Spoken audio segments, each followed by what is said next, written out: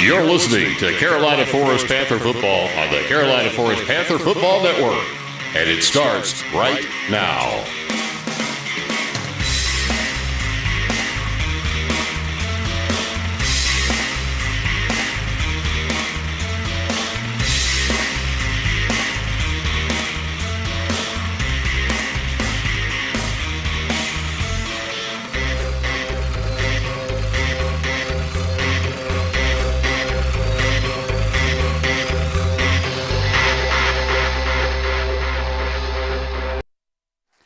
Hello and welcome to Carolina Forest Panther Football here on the Carolina Forest Panther Football Network.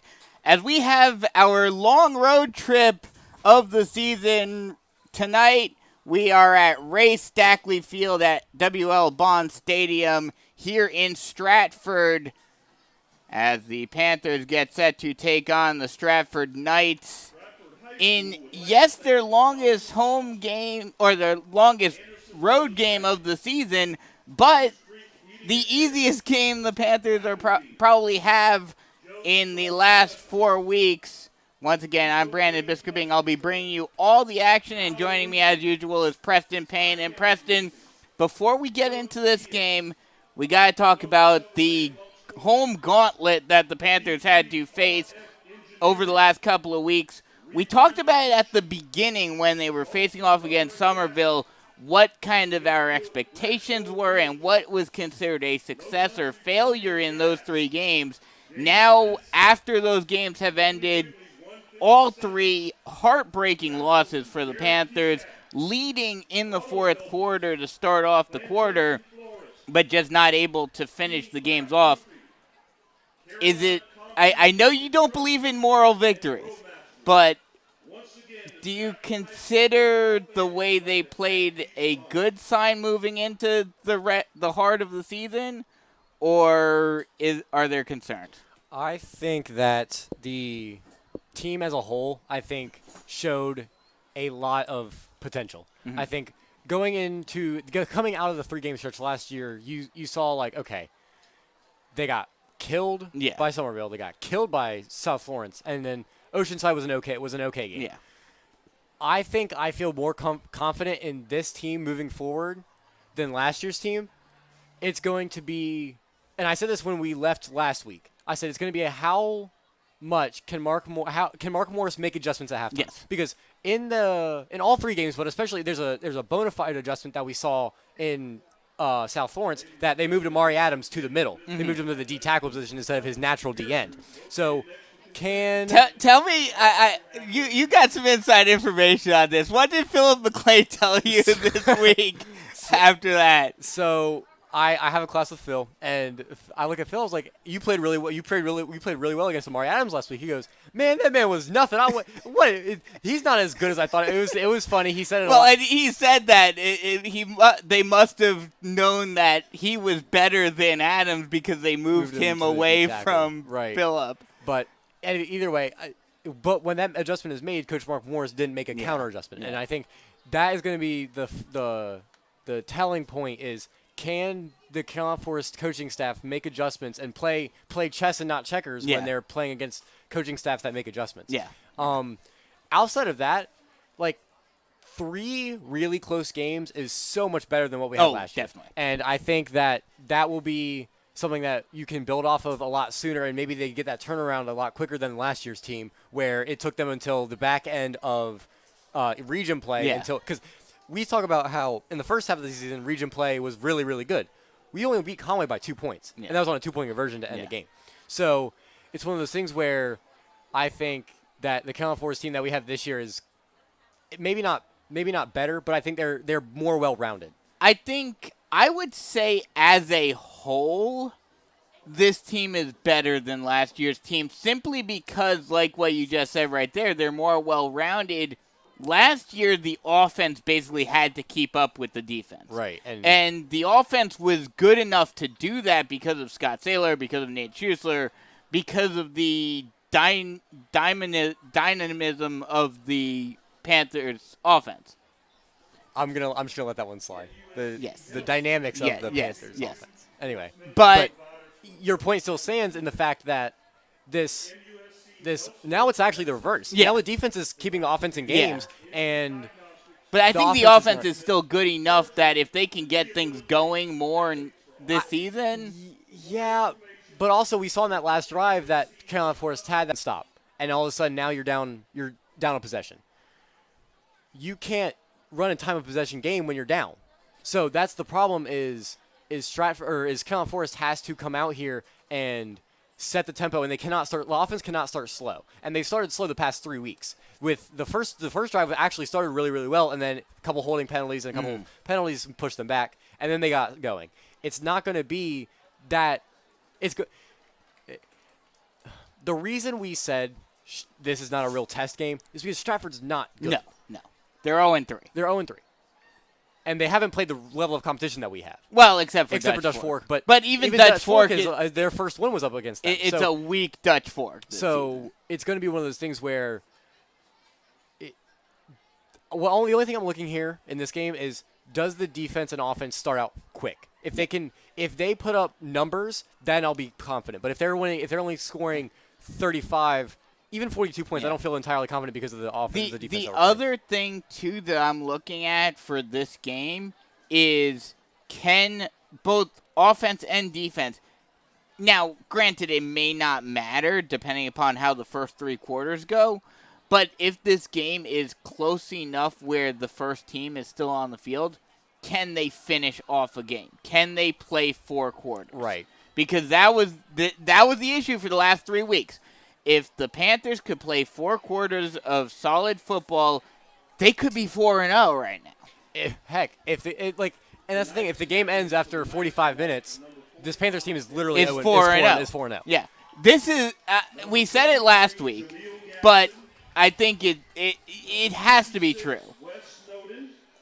Carolina Forest is the best 1-3 team in South Carolina. Oh yeah, probably by far. Oh, by far. Yeah. I was actually, and I don't even care who else is 1-3. If you're 1-3, you haven't had the strength of schedule that Carolina Forest exactly. has. So, and let's even think about it. If they even come out of this stretch even with one of those games winning, they're 2-2, and they're probably ranked. Oh, they're definitely ranked, or at least receiving votes. Yeah. So, it is going to be these next 2 games should be gimme games. Yes. We're gonna I'm knocking on wood. They should be gimme course. games. Stratford and Northwood Beach upcoming. Mm-hmm. Then you play Conway, who has not looked very good, and then you come and play Sumter. Yeah. These next 3 games are tune-up games. You have to Exactly. play a full. And if I'm Mark Morris, I play the entire team 4 quarters. And honestly, it looks like this season is going to be like last year, which is weird to say considering how the region has been prior to last year. Mm-hmm. But the only real 2 tests in region play that, at least in my opinion, is going to be Sumter and St. James. Yeah. Yeah. But even St. James, like, are we really scared of St. James? No, but they're playing better. Because remember last year, we were having the same discussion. Yeah. Last year at this time, we were having the same exact discussion about is St. James going to actually like do something in Region 5? Yeah. I believe Carolina Forest won the toss. They're going to receive. And they're going to, okay. So I get what I want. You get what you want this week. But I don't think this is not a position where I would have received it. Yeah. But I think this is Mark Morse saying, we are better than you. We're just going to go out and score every time, and you're going to like it. Well, I think that's based. He's taking your philosophy on coin tosses where if it's a game where you should be dominating, you're going to take the ball first in order to impose your will to start off the game. As the Stratford fans get loud. It's very empty, though. Like, I don't know if it's just the fact that our stands are smaller, which they might be. Yeah. But these stands are not that for full. me, maybe it's just the way the Panther fans cheered differently, but, like, that was louder than I've heard. That was louder, but that's because they're stomping. I think that just is different cheers for the different fans or whatnot. But the Carolina Forest side, surprisingly, for considering how it was last season, kind of empty this year. It is a little, but at the same time, it's not. It's a decent showing for 2 hours away. But last year we were getting like half full bleachers. Yeah. For even further away, like Oceanside and I think that's and because all the fans wanted to boo Mark Morris. True. If True. If I had to guess, that's true. what it was. Is they wanted to boo Mark Morris. But As Stratford gets ready to kick it away. I have a bold prediction for this game, and it's actually bold. It's not the count for who's going to win. Okay. Khalil Johnson will have over 200 rushing yards today. I don't think that's all that bold. I mean, granted, he only had 130. He had 30 in the second half last week. So. As the kick is up, it is a long kick, and they'll just let that go out of the end zone for a touchback, and the Panthers will start with the ball at the 20-yard line. The only reason why I could say that's potentially a bold prediction is, although we haven't seen Christopher Livingston all that much in last week, this is basic. They will hand it off to Johnson to start off. He tries to break through the line, but will only get a gain of 3. Actually, they'll give him 3. So it'll be 2nd and 7 from the 23-yard line.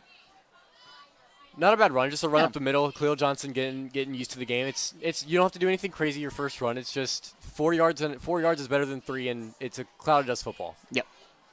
They'll go with the 2 running back set. 2 wide on the near side. Now they'll motion over to the H-back position. They'll hand it off.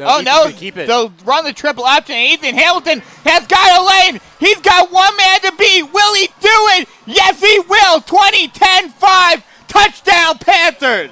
What a run by Ethan Hamilton on that one. That was just it was a triple option, but there was nobody on the outside for Stratford to even get on the end of it, and all of a sudden Ethan Hamilton with a 76-yard run, and all of a sudden the Panthers are up by 6. He just used his legs and just outran everyone on that run down the far sideline. As now J.J. Chaddock comes in to kick the extra point. The kick is up and good, and just like that, with a little over 45 seconds left to. Or 45 seconds coming off the clock. Yeah, I'm about to say, not on the clock, off the clock. Yeah, off the clock. With just 46 seconds coming off the clock for the Panthers, they score the first points of the game and are up 7-0. Something we didn't mention during the pregame that I thought I should mention, and yes, different team obviously, but it's a good comparison, especially comparing the other games this season thus far. Panthers last year only beat Stratford 17-14. Yeah. So, And it's not like Stratford got really better or worse. They finished 2-8 last year. Yeah, so exactly. They weren't a great team last year either. Exactly. And I'm not even warmed up yet. I wasn't even into the flow of the game yet, and all of a sudden we got a 76-yard touchdown run. Oh, yeah, I was not expecting that right off the bat and of course, as soon as I said you don't have to do anything crazy your first carry, Ethan Hamilton on his first carry rushes for 76 yards. Oh, yeah. It's the broadcaster's jinx. Right. But in that sense, it actually actually works. As J.J. Chaddock will kick it away. He'll kick it high but relatively short, fielded at the 5-yard line, trying to break in near side, still on his feet. And still on his feet, finally getting taken down at the 30-yard line. I believe that was number 3, Francis Lloyd, who made that kick return and brought it all the way out to the 30-yard line. And Stratford comes out on offense for the first time. The main guy for Stratford is their quarterback, sophomore Jashin Davis, who has offers from Cincinnati and Georgia Southern. Shotgun set, 3 wide on the far side. They'll run a little cut route, caught on the near side. That will be number 12. That is J.Q. Crosby who makes the catch. And it's a gain of 8.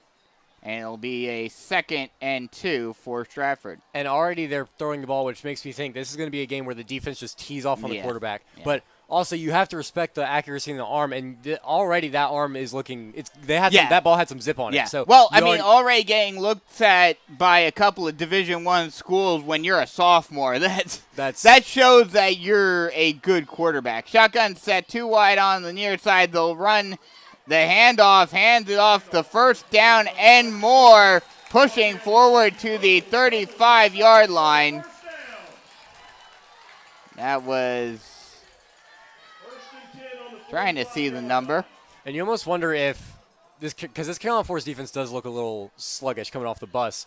I wonder if the buzz flag has a little bit something to do with it, and maybe they underestimate this team based on the records. Well, that was something I was going to ask you about during the pregame show as well. You know, you being a former player yourself, what kind of impact do these types of trips have?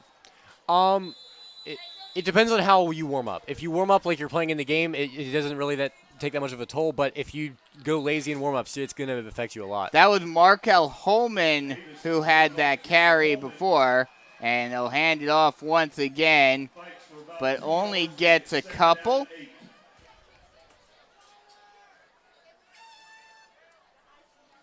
So it'll be 2nd and 8 from the 47-yard line.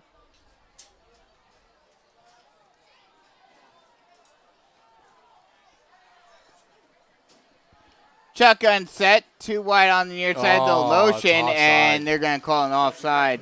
The motion by the offense draws the Panthers forward. Himself is Davis, and he'll slide forward. He'll get the first down and a tiny bit more. Stopped at the 43-yard line.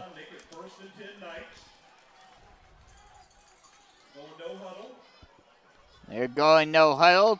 2 wide on the near side. High snap, play action pass, throws it short, and it is caught right at the 40-yard line. That is Warwick Yoder who made the catch. And it'll be 2nd and 7. Just a good tackle on the outside and just was able to cut off that gain, and that could have been a lot more had CF not gotten out there. Looks like Davis is more comfortable throwing short passes, throwing a lot of down and in, or these cut routes. Again, another cut route caught by Yoder, or this time caught by number 81. That's Sean Copeland. Had a little edge on him. I hope you get that reference. Sometimes I wish I could ignore it. Play action pass, throws a slant route and a big hit. Great hit right there by Ronnie Walker. Good hit by Ronnie Walker there. And perfect timing, Perfect timing, and it was a clean hit. Only with the hands up to the football, and that's a good pass deflection. So that'll bring up 4th and 3, and it looks like Stratford might be going for it. Ball on the 36-yard line, so kind of in that no man's land location. And, it looks like they're going to go for it. Shotgun set, 2 wide on the near side, and now they may just be trying. They completely motion over, and now a timeout is called. It looked like they were just trying to get Carolina Forest to jump off sides. And now with Carolina Forest not jumping, they will call a timeout. We'll take one with them. 7-0 Panthers with 8:45 left to go in the first quarter. Switching is easy. We do it all the time. We switch on the lights. We switch TV channels. Some of us switch partners while square dancing. Well, that's a stretch. But what's not a stretch is how you can switch and save with State Farm. In fact, State Farm agent Tony McAfee, right here in Carolina Forest, can switch you over so you can start saving today. Tony and his team are ready to welcome you to the State Farm neighborhood. With Tony McAfee, it's easy to switch and save. Just give him a call. When you want the real deal, like a good neighbor, State Farm is there. Big 4th down early on in this game. Panther defense trying to get a stop. And you have to assume the offense is still on the field, but you have to assume that the coach has something set up for this 4th down specifically after that timeout. Shotgun set, 3 wide on the far side. High snap and a low throw. It's incomplete. And it looks like number 33 who came in on the edge. number 33. Joseph Dial on the outside. Yeah, on the outside, he came off, and Joseph was into the backfield very, very fast and was able to take away the legs of the QB there to force that incompletion. He put a big hit on Davis there and forced the turnover on down. So Panthers get the ball back on offense at the Stratford 36. They're going to go two running back set again, one wide on either side, H-back on the far side. You have to imagine they may go with that triple option again. This time I believe it was a triple option. They'll hand it off to Khalil Johnson. He'll get taken down at the 40-yard line for a gain of 4. So last drive it was a carry of 4 for Khalil Johnson, and then Hamilton had the 76-yard touchdown run. Should we see it again? Yeah. Can we see it again? Yeah. Oh, this time it'd be a 60-yard touchdown run. Yes. So they'll go once again with the two running back set. H-back this time on the near side. Hamilton hands it off. Oh, no, he keeps it himself. This time he pitches it out, but the defense is right there to stop Quavius Drawn. And he will get taken down at the 45-yard line, and it'll be third and 2. And are you sure that looks like 28? That looks like Jaron Oh, Fox. no, you're right. Okay, I thought I saw that would be the first Quavius Drawn carry that we've had in 2 games. Third and 1 here. Stratford fans getting loud on the bleachers. Once again going with the two running back set. They'll hand it off to Fox. Fox will get the first down and a little more. Gets taken down at the 48-yard line, and that's the first Tony McAfee State Farm Carolina Forest first down of the evening. And just a run right up the middle, and that's what we figured Jaron Fox was going to come in here and do, and that's what he did. We thought it was going to be Christopher Livingston, but it ends up being Jaron Fox who's the change of pace back. This time, just Khalil Johnson in the backfield, 2 wide on the near side. Hamilton hands it off to Johnson, and he gets a wide open hole and just gets tripped up by a defender behind him. That was number 56. It looks like 10. I think, are they going to? Yeah, they're going to give him the first down again. That'll be enough. Or no, they're just going to mark him short. Yeah, just short. At the 29-yard line. That carry by Johnson, though, before was enough for a Tony McAfee State Farm Carolina Forest first down. Snowden just got his feet, just clipped his feet. If Snowden wouldn't have been able to clip his feet, he would have been gone. Cleveland Johnson would have been gone. Shotgun set, 2 wide on the far side. Hamilton hands it off to Johnson again. This time he tries to blast through the hole. Does get through a little bit. Will get enough for the Tony McAfee State Farm Carolina Forest first down and gets taken down at the 21-yard line. Just great, just efficient running the ball. Yeah. You don't need to get a big play touchdown like we saw from Ethan Hamilton every single play. You just need to move the ball on offense. Shotgun set, 2 wide on the far side. Hamilton will run the speed option, tries to pitch. Oh, no, he keeps it himself. Thought about pitching it, but the defense was right there to make the stop. They had that well covered, and it will be a loss of 3. Yeah, that was a well-read speed option by the Stratford Knights there, and that's going to happen eventually. You're not going to get not going to get an 8-yard gain on every rush. It's just going to be. I think this is one of those games where running in between the tackles is just going to be so much better than on the outside speed rushing. Shotgun set, 2 wide on the near side after the motion. They'll hand off to Johnson. Johnson finds a huge hole and gets back to the line to gain and more. Gets all the way up to the 15-yard line. And that'll make a 2nd and long into a 3rd and very manageable 3rd and 5. And that was just, again, running in between the tackles. Khalil Johnson was able to find a hole and was just able to bruise his way through. And that, again, we've said it time and time again, that's been an area where he's improved in the offense. Was last year running in between the tackles was not his strong suit. This year he's excelled in it. They'll go with the 2 running back set again. This time hands it off to Fox. Fox will get close to the first down marker. We'll see where they mark it. It looks like he got just enough. They're going to mark it down at the 10-yard line, and it will be enough for a Tony McAfee State Farm Carolina Forest first down, and it will be first and goal from the 10.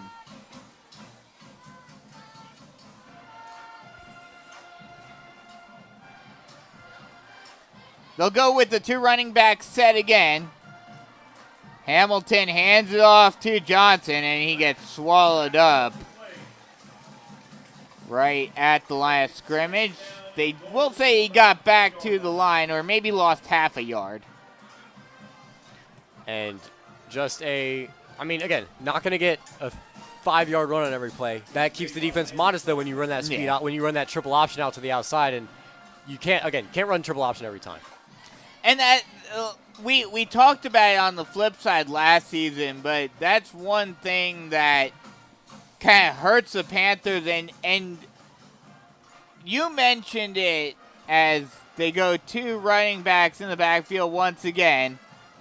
Hamilton will run pure speed option, decides to keep it himself, now pitches out to Johnson. Johnson is able to make one man miss, but not another, and he will get taken down at the 10-yard line, and now it sets up 3rd and 10. And we talked about it, and you mentioned, obviously Ethan Hamilton, a senior, maybe next year you see this with Cameron Long, but you've never seen a pure dual threat quarterback for Carolina Forest. Right. Scott Saylor was much more of a passer. Ethan Hamilton is definitely more comfortable running the ball, so you don't have that dual threat, as Hamilton will roll out to his left, looks to throw, and it is incomplete. Gets a little too short trying to get it to Finney Mahood. And while it was short and it was on the low side, that was a good throw because that's where he had to put it. Finney Mahood just kind of dropped it, and he had to slide down and grab it, but it went through his hands and it was incomplete. And they're going to bring on J.J. Chaddock again to kick the field goal.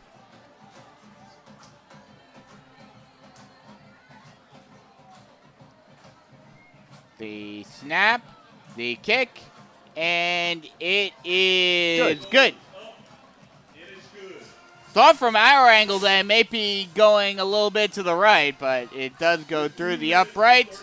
And with 2:34 left to go in the first quarter, it is 10-0 Panthers. And,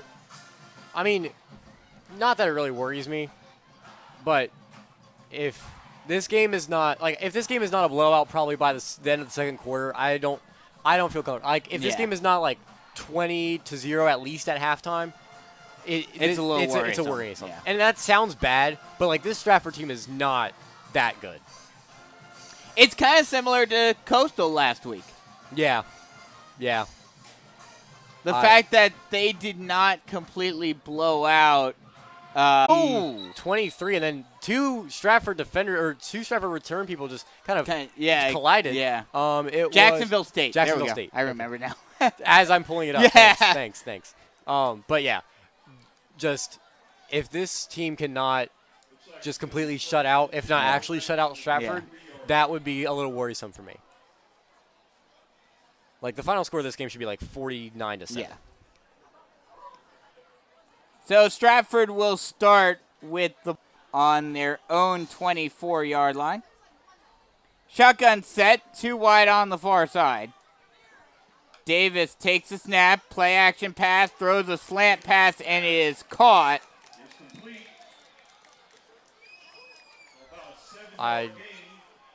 Trying to see who that was. I believe that was on the tackle it was number 4, Charles McCray. I don't have the. Yeah, I don't know who was the who made the catch. What number? I also do not know that. But they got a gain of 7. Yeah, they got a gain of 7, so it'll be 2nd and 3.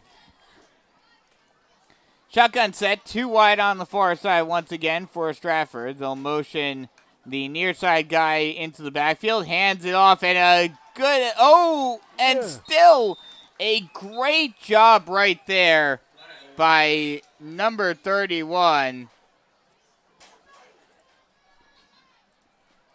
There's a flag on the play, on the far side of the field, on the 25 of Stratford. It's going to be a illegal formation on Stratford. So Yeah, so it'll go push back.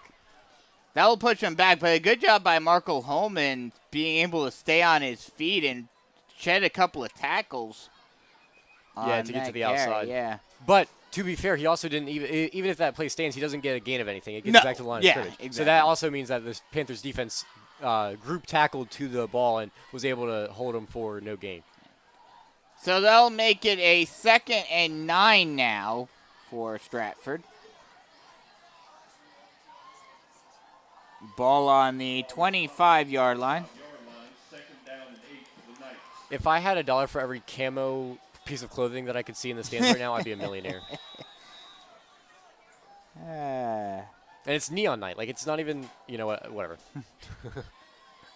Shotgun set, 2 wide on the far side.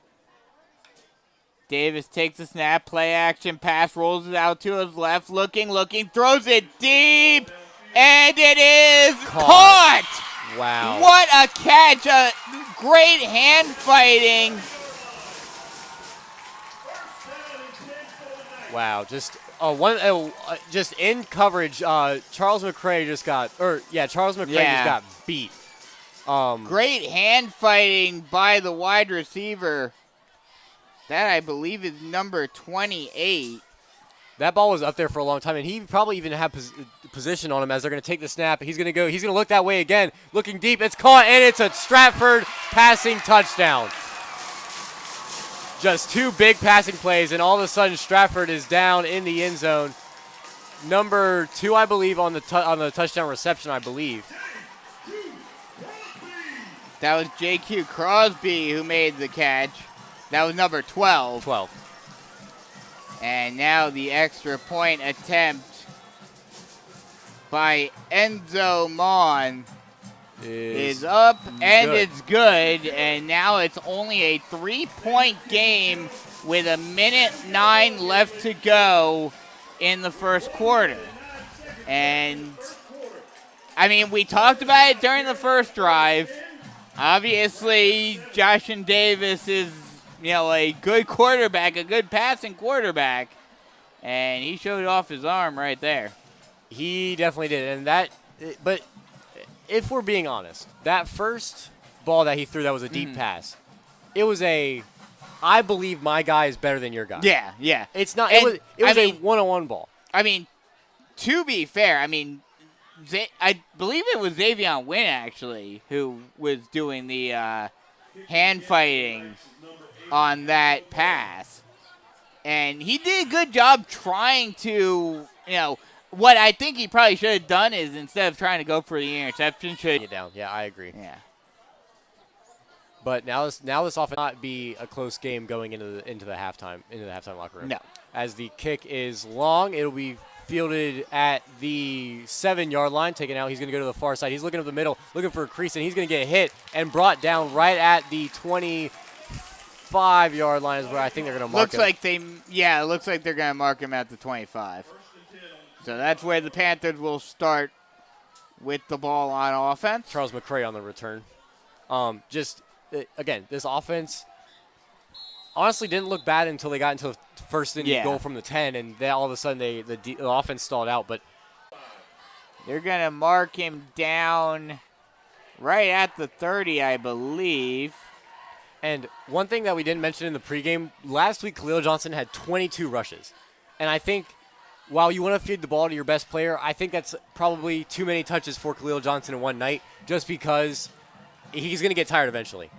Shotgun set. They'll hand it off to Johnson. Johnson tries to bounce at the outside, still on his feet, but gets wrangled down for a loss of 1. And that'll set up a 3rd and 8 for Carolina Forest. And all of a sudden, they're in a passing down situation. And Stratford seems to have, after that first drive, seemed to have wised up to the option and have been reading it very well.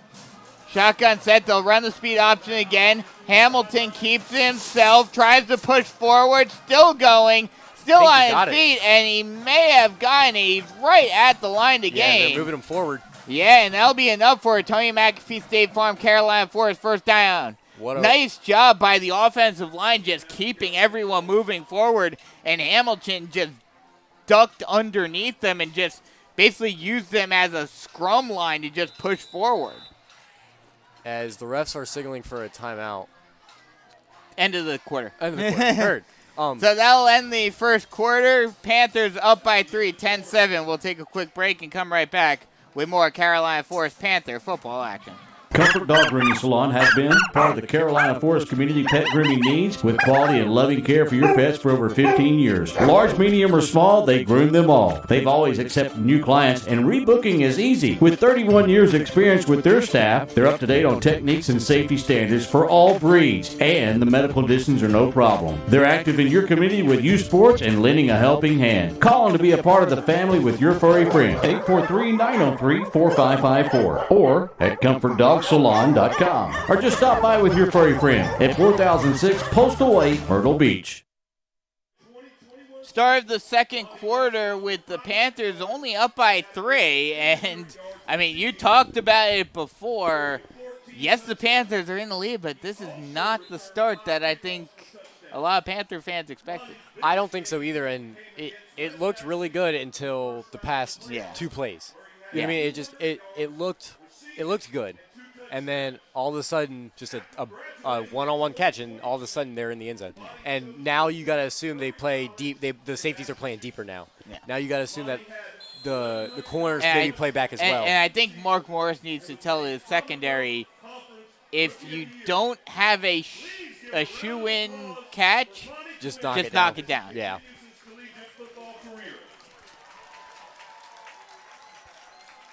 Panthers will go with the 2 running back shotgun set to start off the second quarter. 2 wide on the far side.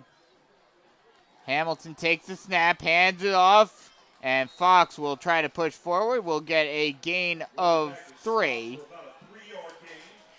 at the 39-yard line. Look, playing 3 yards in a cloud of dust football is going to win you games. And as long as you can keep it up, though. Right. And again, we talked about this in the pregame. Is this offense is not built for 2-minute offense? No, scoring high volume. It's built for running the clock out time of possession. They'll run the play action screen pass, caught out on the flat and pushed going out of bounds close to the first down marker is Hayden Souls. We'll see where they mark it. And it's going to be just short. It'll be 3rd and inches for Carolina Forest. It'll be 3rd and 1. 3rd and 1. Shotgun set. The 2 running backs set. 1 wide on either side. They'll hand it off to Jaron Fox. Jaron Fox. He's got a wide open lane. He is gone. 20, 10, 5. Touchdown, Panthers. What a run by Jaron Fox. Oh, my gosh. Just and it was between the tackles. But when I tell you he hit that second level and was gone, he would, again, I've made this analogy before. That was party got busted. Get away from the cop speed. You're trying to get away that way you don't get caught. But it's the same with Ethan Hamilton's run earlier. Right. They just as soon as they got to that second level, they were gone. What an absolute run, a scamper by Jaron Fox as the extra point from J.J. Chaddock is up and good. And that will extend the Panthers' lead to 10 as it is 17-7. 17-7 with 11:10 left to go in the first half. And now the defense needs to show that they've learned from what happened on that last drive, and they can shut down Josh and Davis. Yeah, that's going to be. I think you just play back. The running game hasn't been strong. Yeah, you just protect the deep passing play, and I think your defense is going to be fine. Try to go for. No, that's how they always. I think that's how they always set up. Yeah, they're spreading out now. Okay. Just the extended time talking about this kickoff and how they were setting up, I was curious to wonder if they were going to try something. Nope, it's a pooch kick. And it's a little pooch kick out to the 20-yard line, trying to go down the far sideline, and he's got some room and being pushed out of bounds at around the 41-yard line. That is number 3, Francis Lloyd, who took that carry. and they will mark him down at the 45-yard line of Carolina Forest. So Stratford gets great field position to start off this drive. It just seems like this Carolina Forest team is playing almost lackadaisical going into this game. Well, you have to wonder, is it they're essentially playing down to their competition? Yeah. They came in expecting this to be a blowout, and Stratford came in ready. Mm-hmm. Pistol set, 2 wide on the near side. Davis high snap, Fumble. and they fumble it. They will be able to fall on it. Stratford is able to hang on, but they lose one. They will lose one on that fumble. And Stratford lucky to get that ball back, but if you're Carolina Forest, you got to capitalize on that.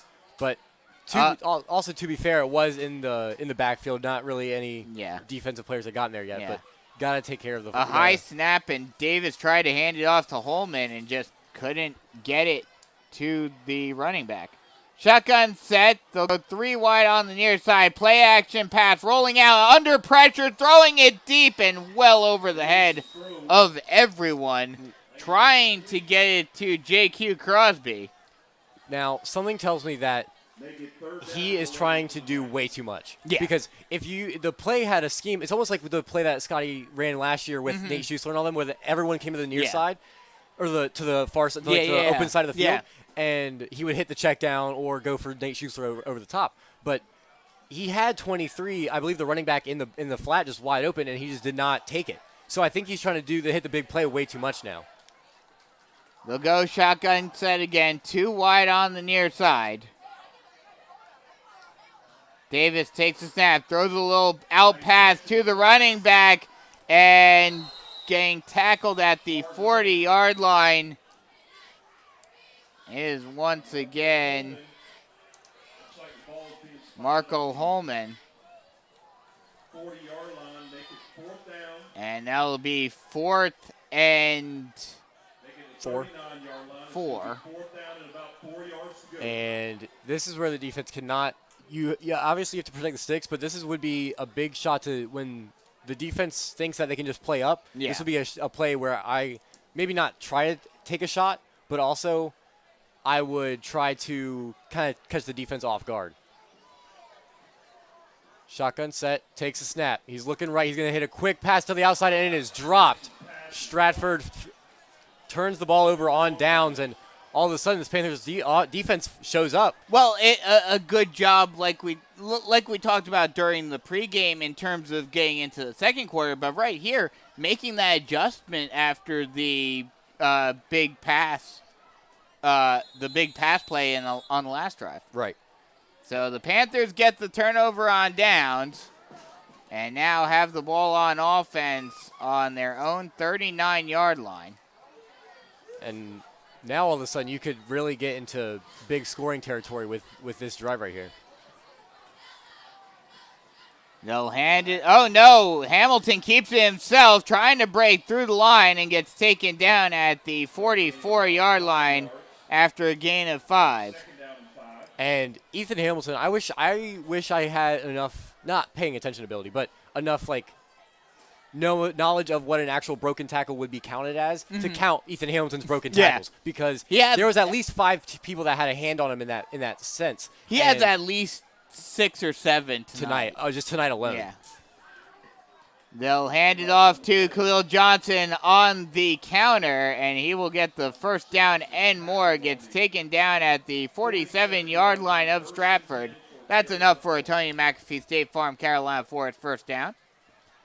And just a good run, not in between the tackles, but just off the tackle's shoulder, and was able to push ahead for the first down. They'll actually mark him down at the 46. They'll hand it off again to Johnson. Johnson tries to get to the second level, is just able to barely, but then gets taken down by a couple of Knights, and it'll be a 2nd and 7 after that 3-yard gain.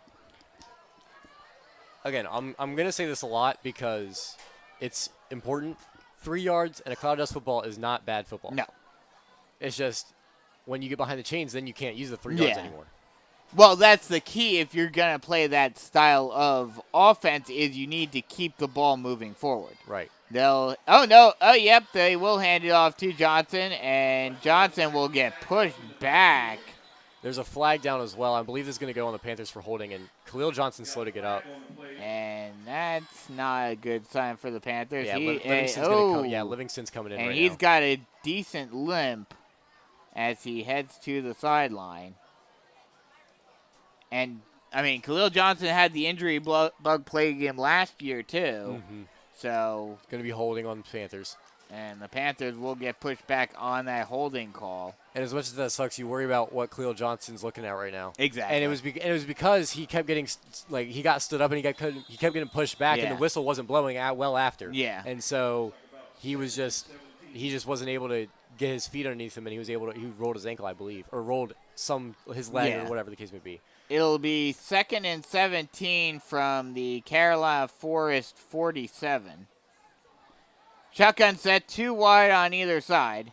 Hamilton will run the speed option, keeps it himself, is able to stay on his feet, and will finally be taken down by a couple of Knights at the 50-yard line for a gain of 3. And it'll be 3rd and 14. And this is where I need to see Ethan Hamilton make a leap. This is the situations because I need to see Ethan Hamilton make a read and throw an accurate pass, because what killed the Panthers last week was that interception that got returned for a pick 6. This is where I need to see Ethan Hamilton make a stride. The Stratford fans getting loud. They move Finney Mahood over to the far side, rolling to his left and throwing it on the sideline and just a little out of the reach of Hayden Souls, and that'll bring up a 4th and long. And honestly, that was not a bad pass. No, it wasn't. He was just trying to get it right in a position where only Hayden Souls could catch it. Right. And it was just a little out of Souls' reach. And so I figured out the formula to see if they're going for it or not. Okay. Lawson Barnes, the tight end, is also the long snapper.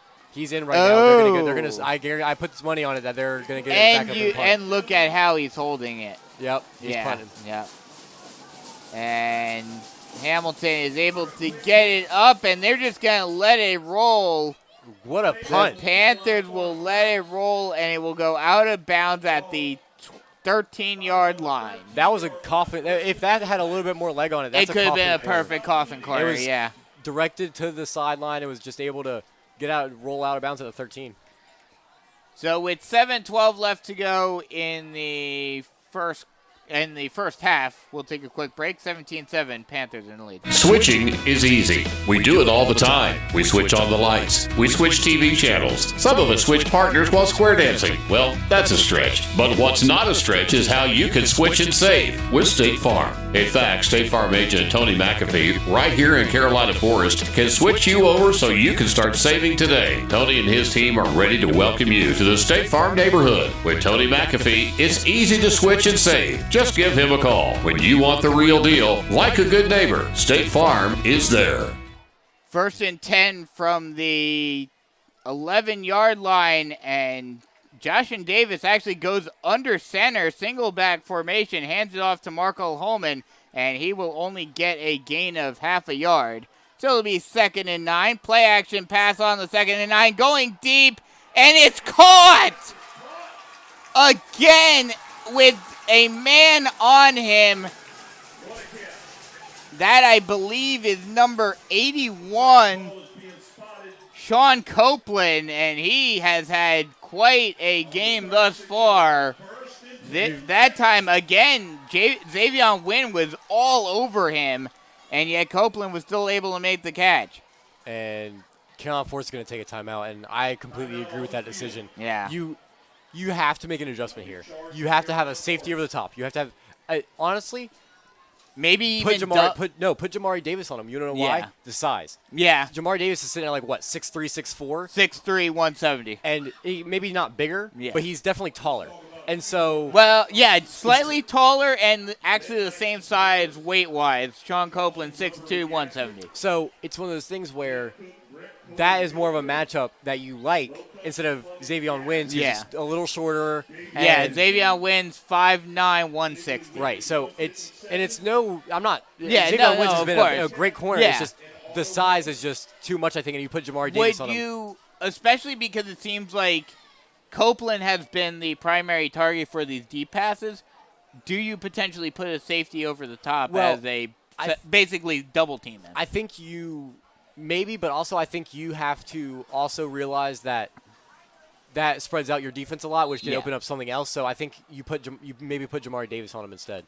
Shotgun set, 2 wide on the near side. They'll hand it off. Keeping him himself is Davis, and he will get taken down after a gain of 2.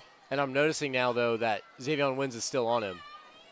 So, again, like we talked about during the pregame, having to make those adjustments. But also, that could definitely just be Wins not wanting – because corners love to just to talk trash and win their matchup, and I think that could also be what it is.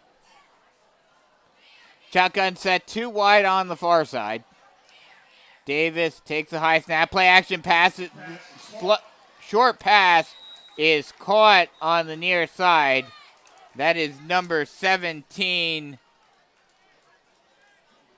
That is Owen Letson who makes the catch. And he'll make it 3rd and 2. And I'll tell you what, the pass rush is also not getting there. The pass rush the past couple weeks has been really, really good. And this week is just not getting there to force any type of pressure on the QB. Pistol set, 2 wide on the far side. They'll hand it off, trying to blast through the hole. Oh, wow, bouncing it to the outside is Holman, and he is held up right at the line to gain. He just gets a little bit extra and enough for a Stratford first down. And another thing that I'm still seeing, though, is that snap is coming out high. Yeah. Every time it's coming out high, and this is going to – one of these plays, Stratford's going to mess up, and CF has to be on that as a defense. Has to be ready for it. Because they already did once, but it was just the Panthers weren't able to capitalize on it. Shotgun set, 2 wide on the near side. Davis motions. They'll hand – oh, no, play action. Davis throws it deep, and it's caught wide open with number 17, Owen Letson, and that's another big first down. There's a flag down in the middle. There's a flag down in the middle of the field. Holding, I would. Nope. Illegal man downfield. That's coming back. Looks like we got a flag on the play. So that big pass to Letson will come back. This secondary is getting gashed right now. Yeah. And that's something with 4.5 left to go in the first half. That's a big adjustment that the Panthers need to make, that Mark Morris needs to make at halftime, is figuring out how to slow down Josh and Davis and this dynamic passing game for Stratford. This is almost like playing the Carolina Forest team from last year. Yeah, exactly. First down, 15. So it'll be 1st and 15 from the 42-yard line. Shotgun set, 2 wide on the near side, and a weird play as Davis will be pressured out and will get taken out of bounds at the 36-yard line. Good job by number 4, Charles McCray, coming from the free safety position and forcing Davis out of bounds. That was actually Gary Tomlin who escorted him out of bounds as well. So McCray and Gary was coming actually from the far side of the field, so he had to run the entire length of the field to go and actually get that sack. And just a heads-up play by Gary Tomlin, a hustle play by Gary to make that play. They'll make it 2nd and 24, I believe. Shotgun set, 3 wide on the far side. Another high snap, 1-step drop, and now Davis takes it down and slides at the 50-yard line. A decent run for Davis, and that will set up a 3rd and 7. And this is a spot where this Panthers defense in years past would easily let up a 2nd and 21 and end up in 1st and 10 after the first down play. This Panthers defense, I think, I have a little bit more confidence in them to get a stop right here and give this ball back to their offense. They'll put two wide receivers close to the offensive line on the far side. They'll motion, play action jet sweep, and rolling out to his left, throwing it, and it's caught. Wow. And it will be a first down. Warwick Yoder was right there to make the catch, and he just falls forward past the first down marker to the 39-yard line of Carolina Forest. And I'll tell you what, this kid's the real deal. Yeah. This quarterback is the real deal. You would have to imagine, especially with him just being a sophomore, he's going to get some more offers over the next couple of years. So it'll be 1st and 10 from the 39-yard line. Bunch trips on the near side. They'll hand it off, and being held up, pushing forward to the 35-yard line is Holman. And just this defense hasn't been able to. Actually, that was number 10, Kerwin Squires Jr. with that carry. This defense has not been able to get a stop and just not able to. Even it's weird because this defense is getting gashed in the passing game, but even in the running game, it's not like they're shutting it down. Shotgun set, 2 wide on the near side. High snap again, play action pass going deep, and good defense. Almost caught. A good job there by Jamari Davis. See? Yeah, that's the adjustment. Yeah. That's the adjustment. You play him, you play the size matchup, and that's what happens. And they did finally move. Actually, no, I take that back. That was actually number 12, Jaquan Crosby, who was the intended target. So still don't have him on Copeland. But what's weird is Jamari Davis is now on the near side following number 81. Yeah. So now it's one of those things where they're playing the matchups and they're not playing sides of the field, which is what I thought it might have been. Shotgun set, 2 wide on the near side. And Stratford's going to take a timeout. Stratford will call a timeout with 1:58 left to go in the first half.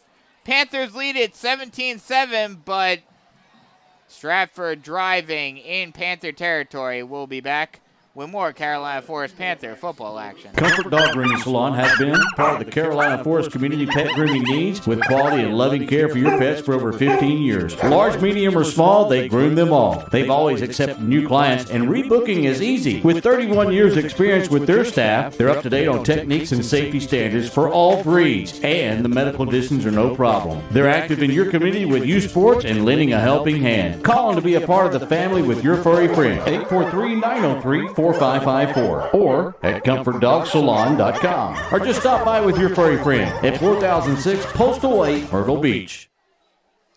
1:58 left to go in the first half. Panthers up 17-7, but Stratford is driving in Carolina Forest territory at the Panther 35-yard line. Shotgun set, 3 wide on the far side. Davis takes a snap, 1-step drop, throws a bullet down the middle of the field, but just a little bit too far.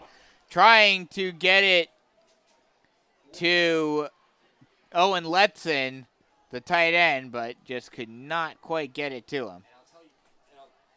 And I'll tell you what, even if that ball's caught, there was a Charles McCray. Right in his face? Right in his face, but he was ready to lay a Chancellor boomstick on him right in his stomach, too.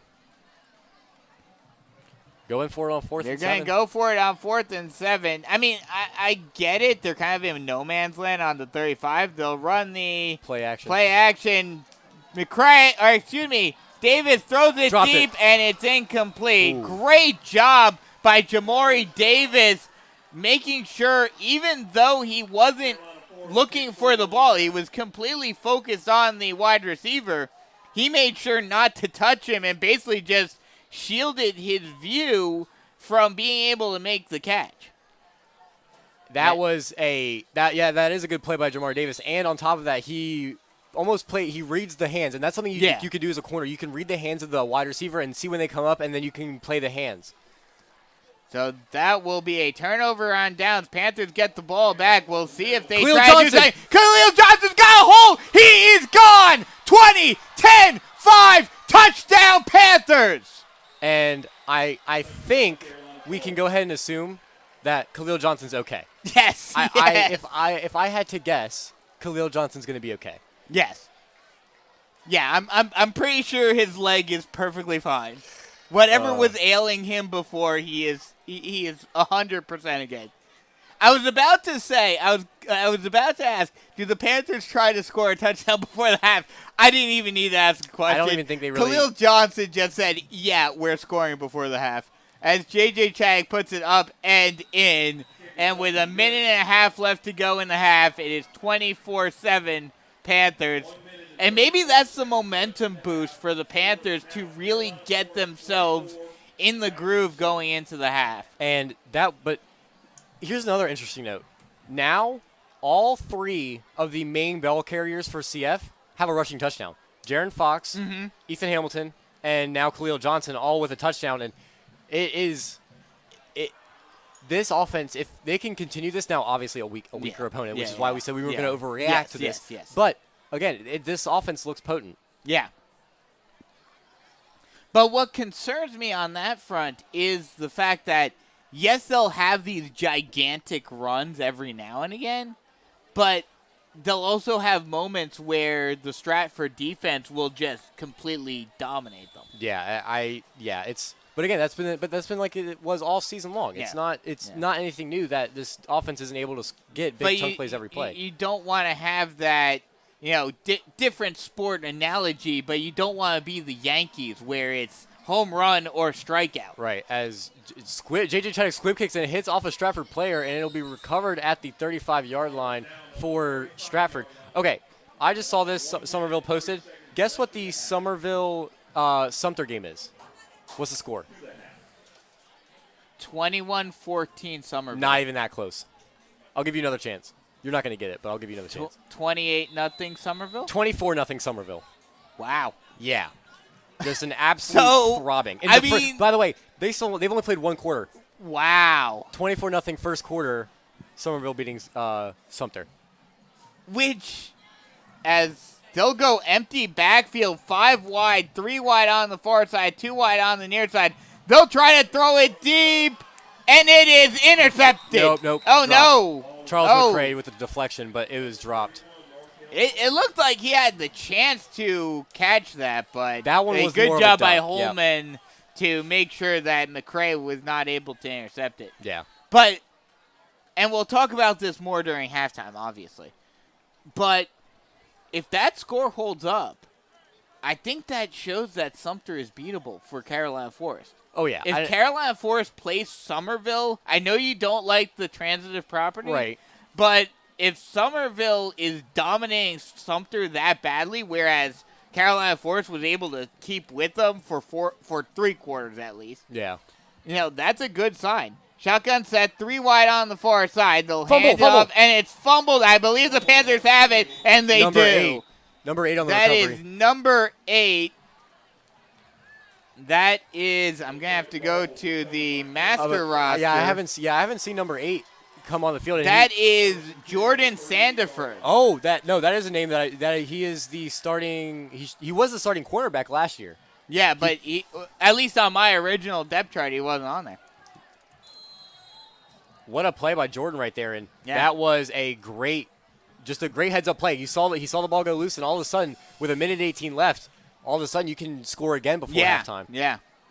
So Panthers get the ball back again in Stratford territory. You have me thinking Sumter and Somerville now. Uh-oh. Shotgun set, 1 wide on either side. H-back on the far side. Rolling out to his left and throwing it on the run is Ethan Hamilton. Deflected it. And it is deflected, trying to get it to Finian Mahood. And there is a penalty, I believe. The offense looked like it had motion before the snap was taken. It looked like there was a little bit of unsynchronized activity. Maybe? No? I guess not. I guess not. I think they're just, they must have picked up the flag or something. So it'll be 2nd and 10 from the 38-yard line. Shotgun set, 2 wide on the far side.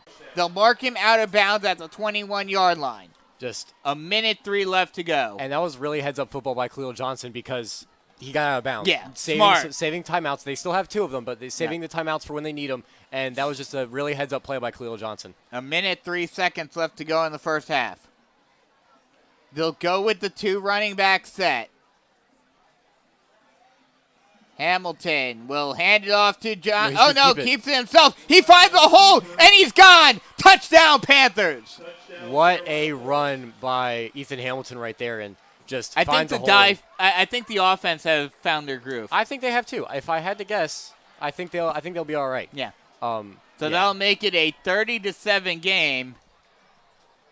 As J.J. Chaddock will come out to kick the extra point.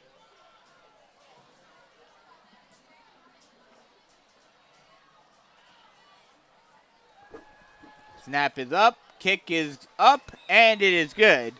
And with 54 seconds left to go in the first half, it is 31-7. Panthers starting to dominate this game. 14 points in, what, minute and a half? Minute and a half, yeah. After a fumble recovery for that set up the Panthers in a great situation. In prime field position. So Stratford will try to get something going offensively before at this point, especially with only 2 timeouts left, or actually 1 timeout left for Stratford.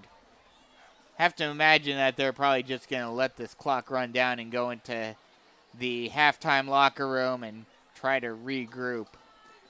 Yeah, I would assume so. That this game is probably, or this half is probably out of reach for Stratford to do anything. But with the big passing game, they have the ability. Yeah, they have the ability. It's just I don't think I don't think there's enough time, or they have enough timeouts to do so. Yeah. At the half, we'll bring you some stats and analysis. Go around the region, go to the college ranks, and get you guys ready for the second half. As it's another squib kick, and it's fallen on by Stratford at the. They're going to mark him down at the 41-yard line, I believe. No, they'll mark him down at the 39 or 38.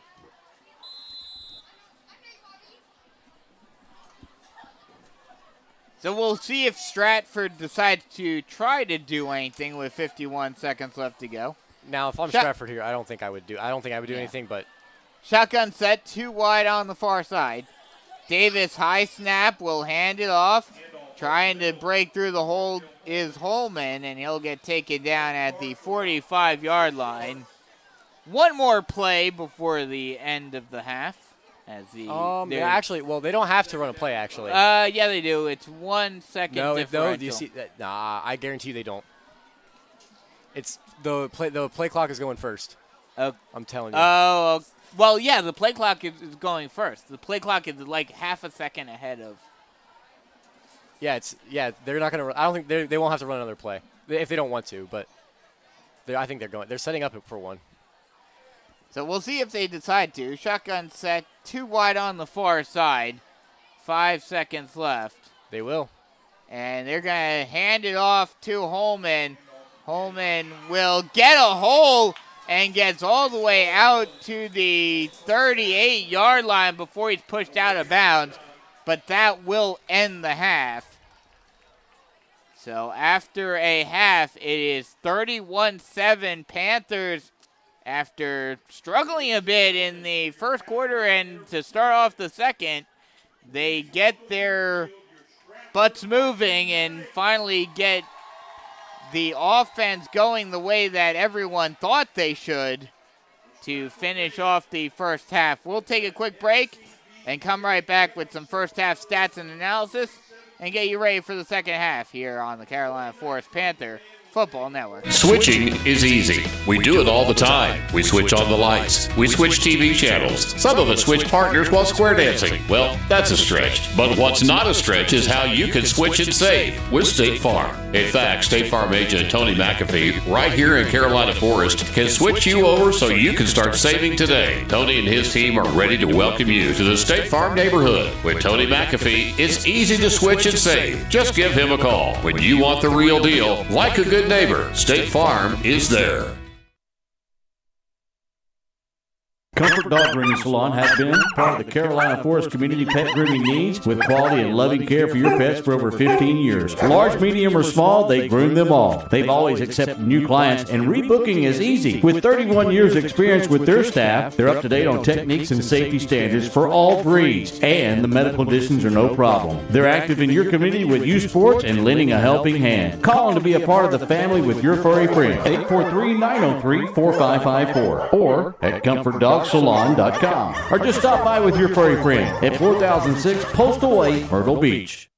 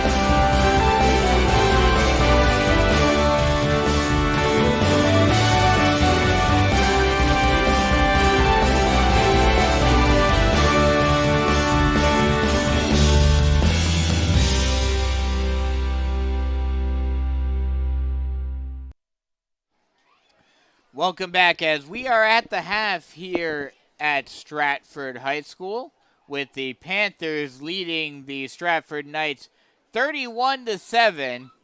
And before we get to some first half stats and get you ready for the second half, we'll go around the region real quick. Tonight, obviously Panthers here at Stratford. Loris is playing at Conway, and currently late in the second quarter, latest update, Loris is beating the Conway Tigers 15-14. Socastee is at Dillon. Haven't been able to find any update as of yet on that score. Preston obviously gave you the update a few moments ago on the Sumter at Somerville game. We'll try to get a further update on that momentarily. And St. James is hosting Ashley Ridge, and a big surprise, at least for me, is Ashley Ridge, who give you their record real quick. Ashley Ridge is 3-0, so they've actually been playing pretty well this season thus far and have been averaging 40 points a game, but they are beating St. James currently 28-14.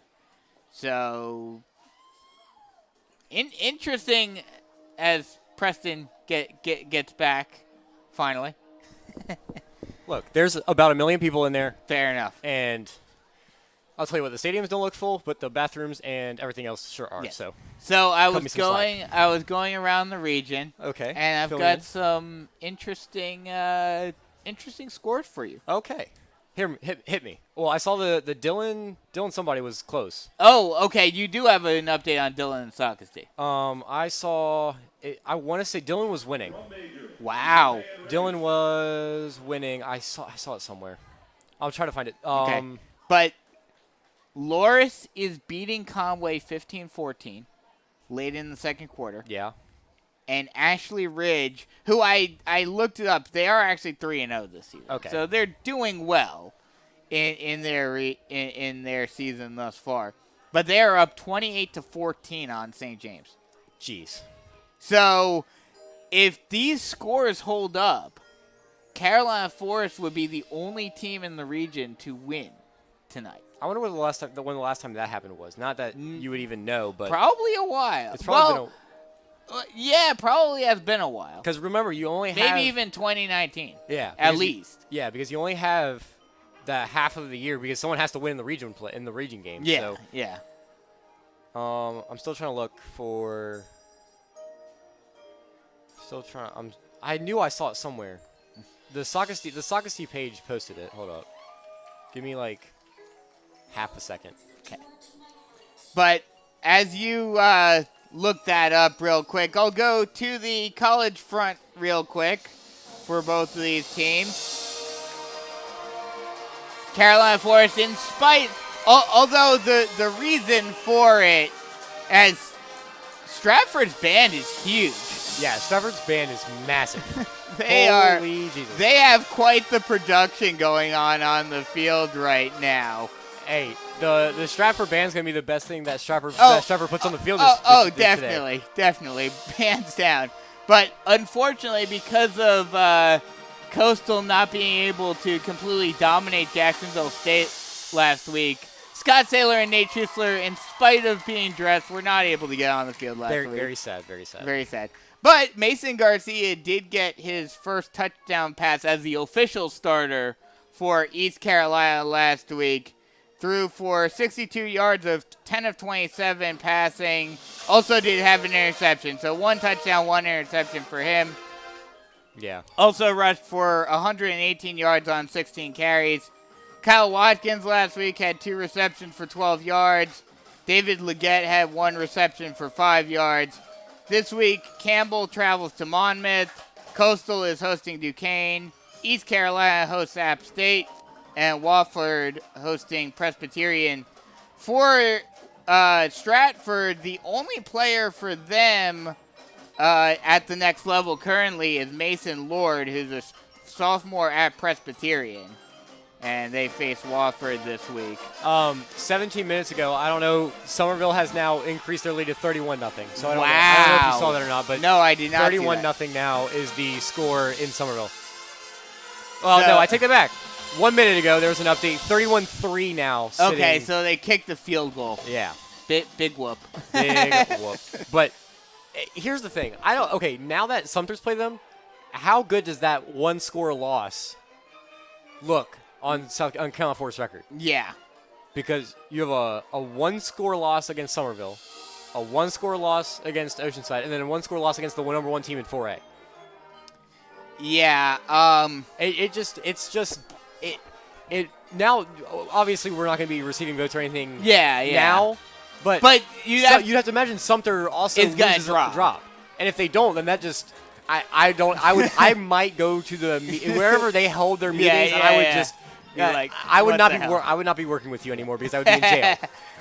I have some stats. Yes, for you, let's get to stats real quick. So we're gonna the rushing game was out of control. Oh, yeah. Just absolutely wild. So you had Khalil Johnson with 1 touchdown and 147 rushing yards. I don't know how much he plays in the second half. Considering he's almost up to his 200 he's already up to the 200 mark.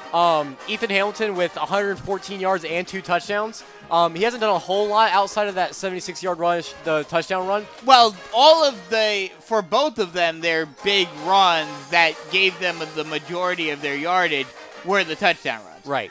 And then Jaron Fox with a 55-yard touchdown run that sets him at 72 yards and 1 touchdown. So all 4 touchdowns were, well, except for the one Ethan Hamilton one, were over 50 yards. Right. And so actually, no. You said over 50? Yeah. Yeah. But, I mean, I would consider a 20-yard rush a big run. Yeah. All of them were big rushes. Oh, yeah. Ethan Hamilton was 21, and then on the end a 76-yard. The Khalil Johnson was a 65, and then the Jaron Fox one was 55. Yeah. So this offense has been explosive. Yeah. And then Hayden Souls has the one lone catch and reception for the Panthers offense, and just an absolute star-studded showing, I would say, from this Panthers team to start out this to start the half, especially with the second play of the game being a 76-yard rush. The Panthers actually have 339 total yards of offense right now. 339, and that's we're only at the half, and they're averaging a little under 300 a game. So you got to think now, given the last game was also kind of a nip and tug type of game where you just don't know really. Yeah. So it's going to be one of those things where obviously the scores are going to be a little inflated, but that yardage mark is actually ridiculous. That yardage mark is absolutely ridiculous. And, I mean, they're over halfway to 500 already in a high school game. Yeah. Where they're on the way to 600. Yeah. I mean, they honestly, 303 would put them at like 660 yards of offense. They're on pace. Yeah. And so, obviously, that's not going to happen because because they're going to pull starters eventually. But it's going to be. Well, that's a question. How long do you keep the starters in? I actually stand by what I said at the top of the show. I would keep them in because throughout the game. And I understand the injury risk, but how often? I think last year was such an outlier in terms of how many people got injured. Yeah. Like Khalil Johnson, you never see a torn labrum in high school football. Unless a freak accident happens, that's going to happen no matter when you play them. How much? And I know there's a big debate. There's a big debate going on in the NFL about this right now. How much of that do you think is factored by turf? Well, a torn labrum is an arm injury. True. So okay. I would. True. I think, but here's the difference though. In the NFL, they're using the slits, slit grass, the slit turf. Yeah. Those are what's causing injuries. That's what you have at MetLife. Yeah. That's what you have at SoFi Stadium. Yeah. The other thing is, when it's not well maintained, grass can also be an issue. Yes. So I would rather have, because the slit turf is not what we have at CF. CF has it is the closest thing to real life grass that is turf. Yeah. So I would not be worried about that. I'd actually be more worried about it here because it's not like it's pouring, but the grass is still probably a little soaked, a little wet, and also you have the stability that you have with the turf you don't have with the ground. Yeah. I mean, I stand by letting them play the entire game because not only for the yardage totals, but in the stats, because they won't really mean anything if you don't play anybody good. Yeah. But the way I see it, you need to gear your players to play a full 60-minute game. That's what I was going to say, especially considering what has happened over the last 3 weeks. The reason why the Panthers lost each of those 3 games was because of stamina. Even if you're in a blowout, just to get this team prepared for later on in the season and especially the playoffs, you have to play a full 48 minutes. Yeah. And this game, it's not going to tell us a whole lot because we have an update on the St. James game. Ashley Ridge is up 28-14 at halftime. Yeah. So I know this is early. I know this, and Dylan is up 21-12. Or, excuse me, Dylan is up 21-12 over Sock. That's where I saw it. Brandon Dunn posted. I just couldn't remember where I saw it. Yeah. But I know it's early. We got another week before region play starts. But how much does a week like this make you feel like, hey, the Panthers, if they can get things going, if they can play a full 60-minute game consistently, this could be the year. See, but here's the thing. I don't see it as this game doesn't tell me anything. It's the past three. Well, the past three games. I'm not talking about this game in terms of the Panthers. I'm talking about the fact that the last 3 weeks the Panthers have played top opponents close, and now Sumter, who everyone expected to be the odds-on favorite. They've been 4 in the ranking in the SC Media poll for the entire year. They're the odds-on favorite to win the region, and they're struggling against Somerville more than the Panthers were. Yeah, and it just feels like the entirety of 5A is just so weak. Oh yeah. Well, I've heard multiple people that I've talked to around the state. Richie Altman, if you guys know him from Southern Sports Central down here in Charleston, talked to him over the last couple of weeks. He said this is the weakest he's seen 5A in his time covering South Carolina high school football. Well, since it got created in 2016. Right. So and you look at it, Dutch Fork is 1-3, and they're at the bottom of their region. And you have not heard us say that. They have not been under 500 since 5A was created. So here's another thing. Northwestern High School, I don't know. Yeah. Are they 5A? Yeah, they're 5A. So guess the score of them versus Gaffney right now. If I'm asking you, you should probably figure it's a surprising score. I'll say 28-14 Northwestern. 28-3 Northwestern. Wow. So and that's the thing. Right. Gaffney's the defending state champion of 5A. We can talk about this with college too. 5A and college football, it's up for grabs. It's anyone's game. And if you get hot at the right time, you could see a big Cinderella like a Carolina Forest, or I don't know, like a Florida State. I don't really count Florida State really as a Cinderella, but you get what I'm saying. Type of thing. Colorado. That type of thing. Yeah, can Colorado make a run at it? Can Colorado keep this hot streak and go undefeated, and somehow, if the cards fall correctly, make it into the college football playoff? That would be the most hyped college football playoff since the for the entirety of the CFP area, but that would be the most hyped playoff game, including the BCS, since probably the Boise State era. Oh yeah, where when Boise State was good, everyone was tuning in. Well, last year you had it with TCU, and then they. Well, yeah, but TCU is on a different level than Colorado. Especially because True. Colorado was literally a one team. 1-11 last year. Yeah. So I was doing our season defensive stats last night. Okay. And I'm adding up all the totals and whatnot. Jared Serrato going into this game, I want you to guess how many tackles he has. 3? 18. 18? Leading the team with 18. Now, I haven't included solo tackles because it's kind of hard with the scrum and all that to know what's a solo tackle and what's not. Yeah. But if they are at the ball tackling them, I've counted it for them. Yeah. Jared Serrato leads with 18, and then Jamari Davis, Ronnie Walker, Charles McCray all at 12. I think the reason why I'm so shocked is because I think a lot of those tackles have kind of been scrum tackles. They've been scrum tackles, but that tells you that Jared Serrato's playing he's playing the ball very well. And so I thought that was something interesting, and he's up by 6 tackles on everyone else in that defensive backfield. So that just shows that he's been playing very well. And we talked about it. That's one thing that the Panthers had problems with defensively last year was having guys get to the ball, and even if you don't make the tackle yourself, it's focused on that team tackling. And that's what the Panthers have done very well thus far this season. I completely agree, and that's something that we've seen that we were looking for last season. Yeah. And the year before that.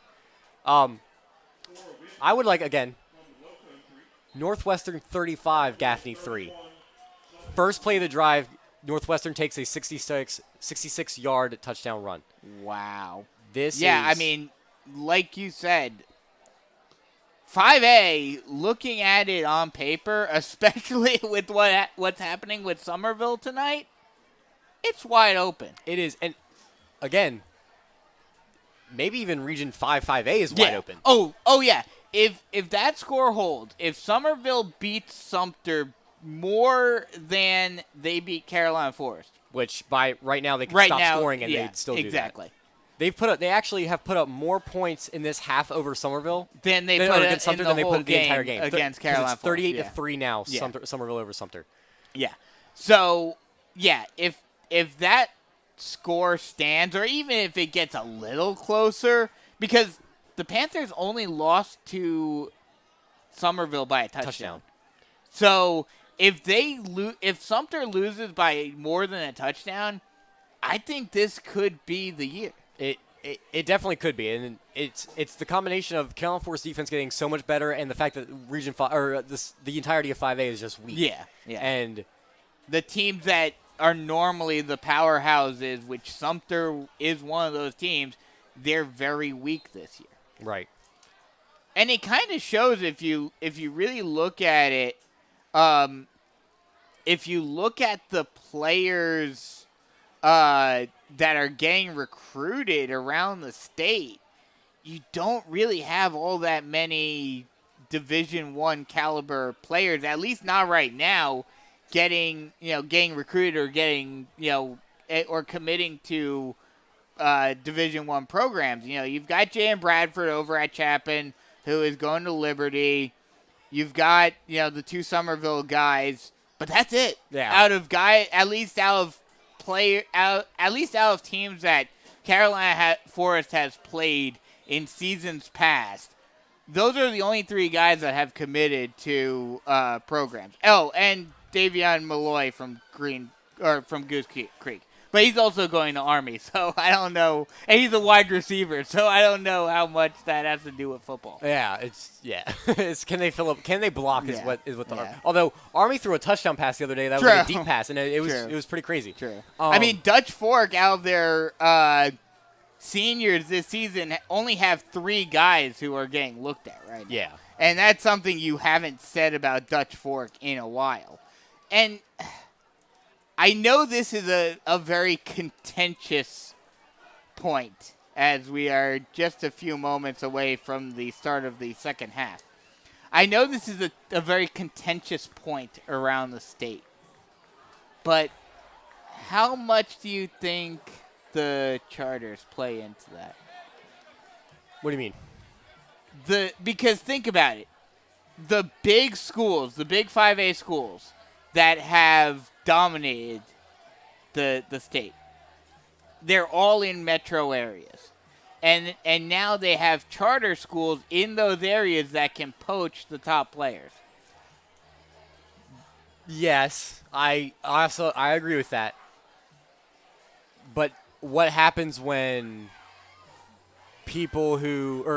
when teams stop scheduling those charter schools? Oh no! So then what happens when they can't play anyone and they can't show anything? But that's for now. Yes, that's the curve. That's the curve. Like, this is now the apex of the charter schools, it seems. Yeah, the apex might be a lot shorter than we think because of all of the rules that CHSL has basically put in place. Yeah. Well, Horry County schools, but across the state, it's going to happen. Other schools have talked about it, and that was a whole big contentious meeting with the SEHSL before the season started. So, it's probably coming, as we are just a few moments away from kickoff for the second half here. And especially because they don't have a region, it's not like they're going to get any games in. So it's one of those things where it's just going to be rough. Exactly. Stratford will receive the second half. And this right here is why you take that ball to start the game. Yes. Because you punched them in the mouth with 31-7 in the first half, and now you dare them to score. Yeah. As J.J. Chaddick puts it up, and the second half is underway. High kick is fielded at the 6-yard line, taking it to the far side, trying to get a lane. Still on his feet, getting taken down at the 30-yard line. That'll be Mark L. Holman, who returns that ball up to the 30-yard line. And that's where Stratford will start with the ball. 31-7, Panthers in the lead to start off the second half.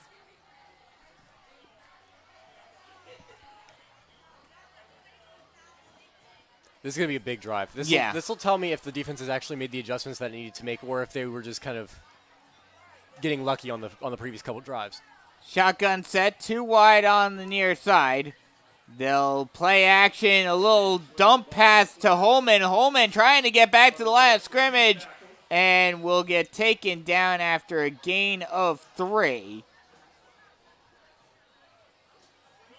So it'll be 2nd and 7. And this game, so I always talked about last year that the dump-off passing game, the short passing game, was the substitute for the running game in the Panthers offense last year. Now it's the substitute for the running game in the Stratford offense. Yeah. Shotgun set, 2 wide on the far side. Davis trying to get the Panthers defense to jump. Now calling out a new play. Backs it up and takes a snap. High snap again. He'll have to take it down and run with it, taking it to the far side, and he'll step out of bounds at around the 38-yard line. And they'll bring up a 3rd and 3. They'll mark him down at the 37-yard line. And Carolina Forest defense has not been entirely good on 3rd down. They've given up a pretty solid amount of 3rd down opportunities, but the last drive of the first half, they were able to stop them on 3rd down. Now we'll see if the Panthers can continue that right here. Shotgun set, pistol set, 2 wide on the far side. No running back or no wide receiver on the near side. They'll hand it off to Holman, and I think the Panthers held him up. They're going to mark him a yard short of the line to gain. I even think where they're spotting him may be a little generous. Well, either way, it'll be 4th and 1 for Stratford, and it looks like they're going to go for it. You got to be aware of the passing game, though. 3 wide on the near side, and they'll go in the single back, and pushing it forward is Davis. We'll see where they mark it. I believe they're going to say, he got it, just barely. Just a QB sneak. And if you watched the Thursday Night Football game last night, you saw that a few times with Jalen Hurts, and not quite that cheesy. But So I know it was a big talking point on Thursday Night Football last night. Do you think they should ban that? No, I agree. It's a QB. You can't stop a yard with a push or not. You're not going to be able to stop a yard. Yeah. Shotgun set, 2 wide on the near side. Motion. High snap. Read option, and Davis will keep it himself, get a gain of 1. And it'll be 2nd and 9. And that was a good tackle on the outside by Jared Serrato there. And we mentioned him in the halftime leading the team in tackles, and that's why. He sets the outside, and on the read option that a lot of these teams like to run, he's there to cover the quarterback, and that's what happens a lot of the times. Is Jared Serrato is there to make a tackle. 2nd and 9, ball on the 42-yard line, just a little to the far side of the field.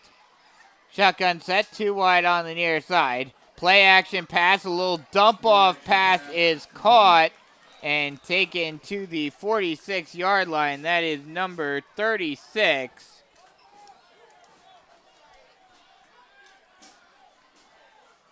That was, I believe, 35, Devin Spates. This black on red number combination is not. Well, it also doesn't help that I didn't really get much of anything from them, so my depth chart is not very accurate. Shotgun set, 3 wide on the far side.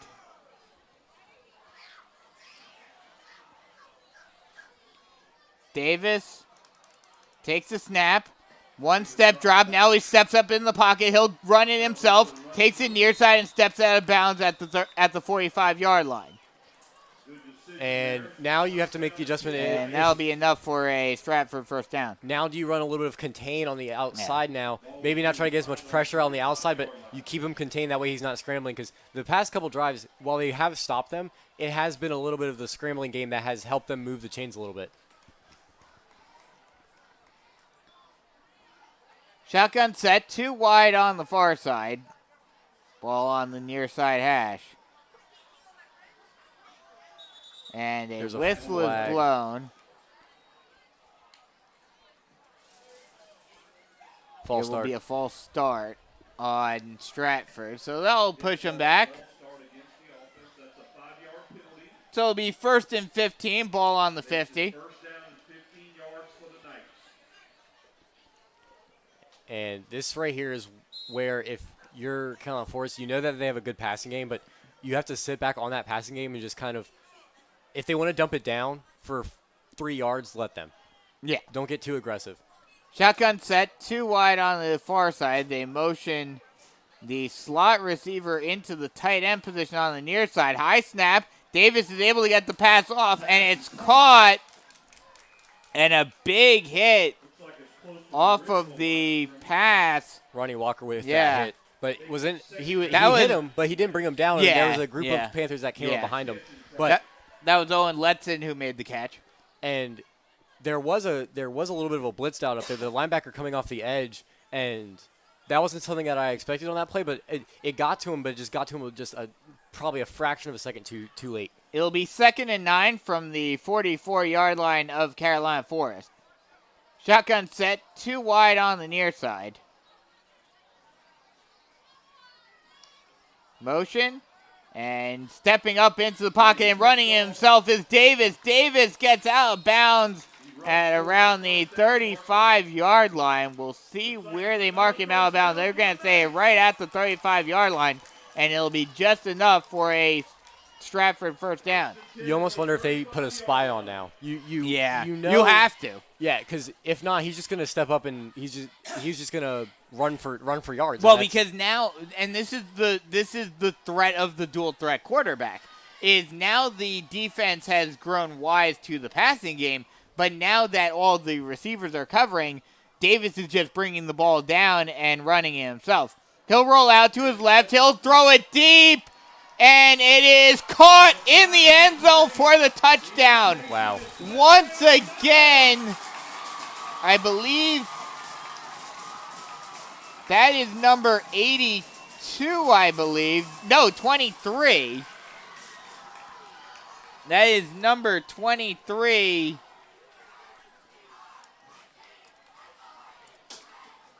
Elijah Riley, who makes that catch in the end zone. And again, just the high pass in coverage, and the Stratford receiver is able to come down with it.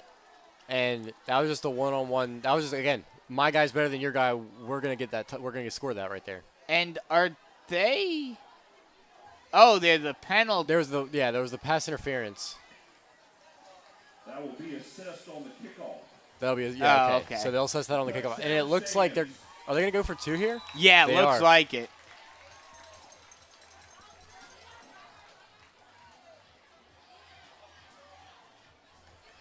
Shotgun set, 1 wide on either side. Got to be aware of the QB scramble here, Yeah.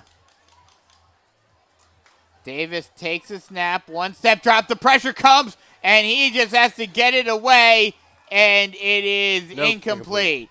Great job by the Panthers defense, sending not quite an all-out blitz, but a blitz nonetheless, and forcing the awkward pass by Davis, and it will fall incomplete.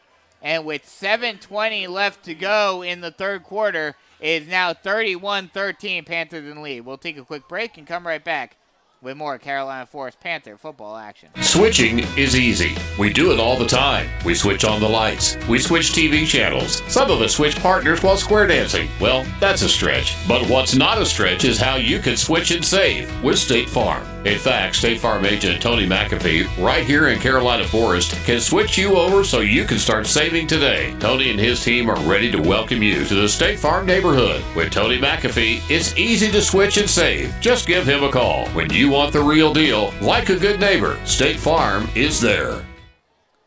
With the pass interference penalty, this kickoff will be from Carolina Forest 45. And he'll just boot it deep out of the end zone. And the Panthers will start this drive on their own 20. And you gotta expect with how potent this Panthers offense has been, you don't think that this game is in reach, but it's still close enough to where it's still a 3-possession game. So Yeah. you assume that it's going to be the starting offense out on the field right here. Shotgun set, one wide on either side. Hamilton takes the snap, hands it off to Johnson. Johnson tries to find a lane but cannot. Is able to, actually that's Jaron Fox who makes the carry, and he will lose a yard, and it'll be 2nd and 11. So maybe they're taking Khalil Johnson out, maybe? Probably, especially with the injury earlier. Right. Which, to be fair, he also looked very, very fine. Yeah, but probably a better safe right. than sorry type situation. Right. Shotgun set, 3 wide on the far side. Hamilton takes a snap, play action screen passes caught by Mahood, and he'll try to push forward, maybe gets back to the line, but that's it, and it'll be 3rd and 11. No gain on the play, 3rd down and 11. All right, ladies and gentlemen, let's make some noise. And Defense needs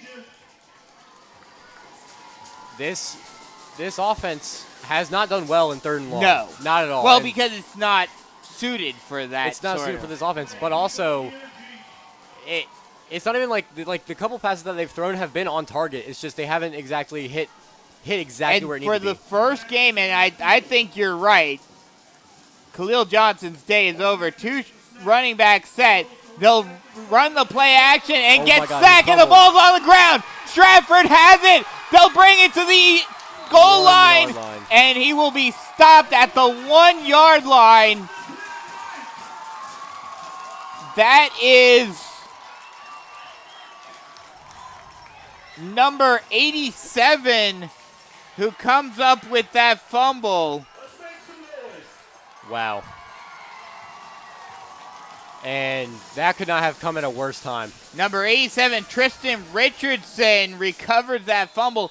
And before that play happened, I was going to mention, for the first time in a couple of games, we saw Christopher Livingston on the field. And all of a sudden, You have to imagine Khalil Johnson's day is done, although if Now. Stratford is able to score, as they'll go in the I formation, and they'll just go with Push 'em in. QB sneak, and pushing it into the end zone is Jashin Davis for the touchdown.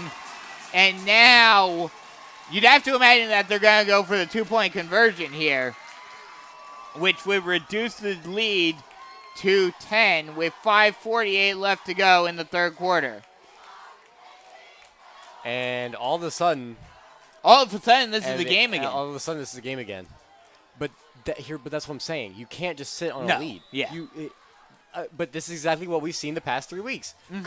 I think Coach Morris is thinking we can sit on this lead. We can just run the clock out and taking Khalil Johnson out of the first drive of the second half. Yeah. Like, I get there's only 5 minutes left, but the first drive of the second half, are you serious? And they are going to go for 2. Shotgun set, 2 wide on the far side. They motion the wide receiver, rolling out to his right, throwing it up in the air, and it's caught! Wow. Leaping up into the air and making the catch. Trying to see the number. And I believe that was Sean Copeland again that made that catch. And now it is a 10-point lead for Carolina Forest. And now, in spite of the injury, you have to bring Khalil Johnson back in the game. These past probably 2 minutes of game time have just been absolutely crushing. You have to put Khalil Johnson back in. You can't just sit on a lead like this. This is not the start of the second half that you want.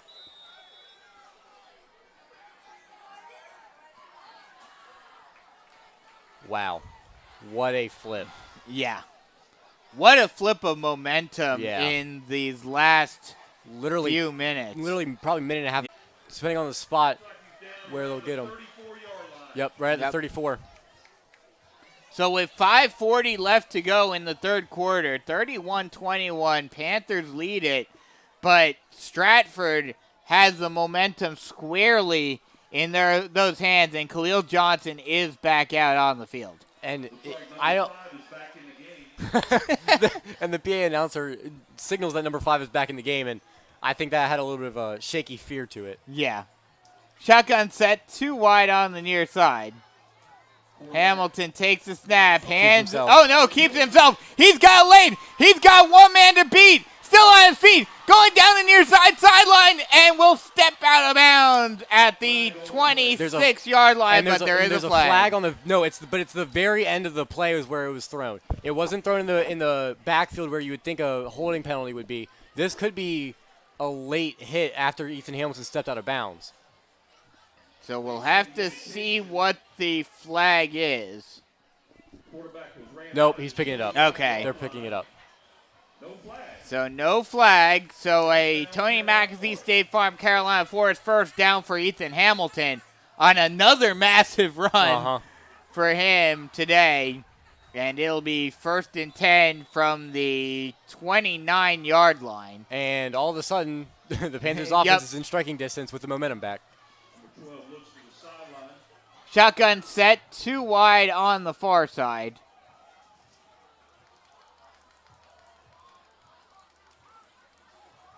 Hamilton takes the snap, hands it off to Johnson. Johnson finds a hole and will get a gain of 7.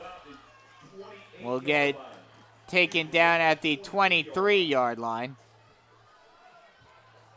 Make it 2nd and about 4 yards.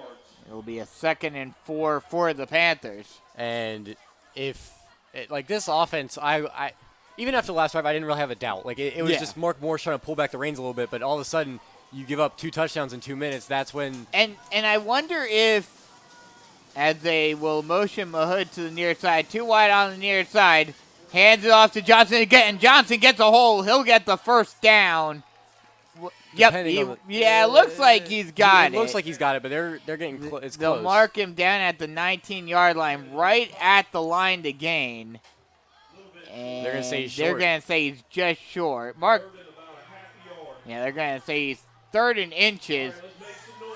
But I wonder, and I mean, this could be a good thing. It's kind of along the same lines of what happened last season in the Oceanside game, where hopefully this game in the last couple of weeks, as they'll hand it off. Oh, no, keeping himself. Ethan Hamilton tries to fall forward, and I think he is short. I think he lost a yard there. They're going to mark him down at the 20-yard line, and it'll be 4th and 1. Now we're looking at 4th. You'd have to imagine the Panthers, well, yeah, I would say you'd say go for it. But you would hope that this would teach Mark Morris that you can't let off the gas pedal. Yeah, you can't at all. No matter how big the lead is, you cannot let off the gas pedal, and they're not going to right here. They'll run the speed option. Hamilton pitches it out to Khalil Johnson. He will get close. He fumbled it forward. But he'll fumble it forward out of bounds. It'll depend on the spot. They're going to give him the first down, yeah. And it will be a first down. First down.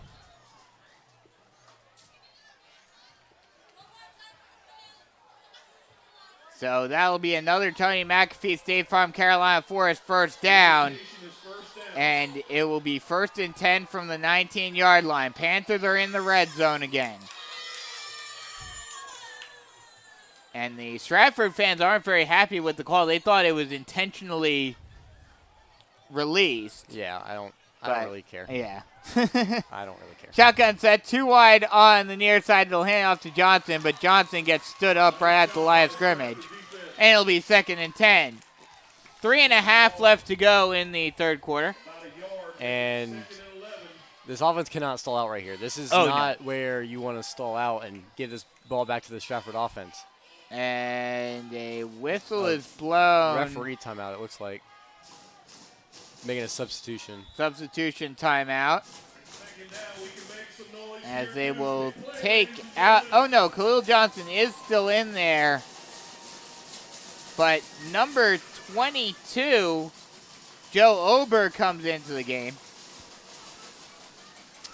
He's the third-string tight end who actually made that 29-yard catch last week. That put the Panthers up in a good situation for the touchdown drive.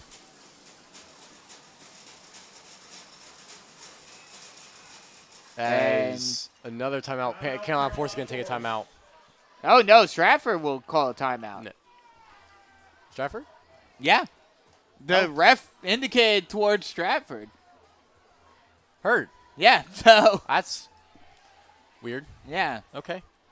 So with 2:37 left to go in the third quarter, Panthers up 31-21. We'll take a quick break and come right back with more Carolina Forest Panther football action. Comfort Dog Grooming Salon has been part of the Carolina Forest community pet grooming needs with quality and loving care for your pets for over 15 years. Large, medium, or small, they groom them all. They've always accepted new clients, and rebooking is easy. With 31 years experience with their staff, they're up to date on techniques and safety standards for all breeds, and the medical distance are no problem. They're active in your community with youth sports and lending a helping hand. Call them to be a part of the family with your furry friend. 843-903-4554 or at ComfortDogSalon.com. Or just stop by with your furry friend at 4006 Postal Way, Myrtle Beach.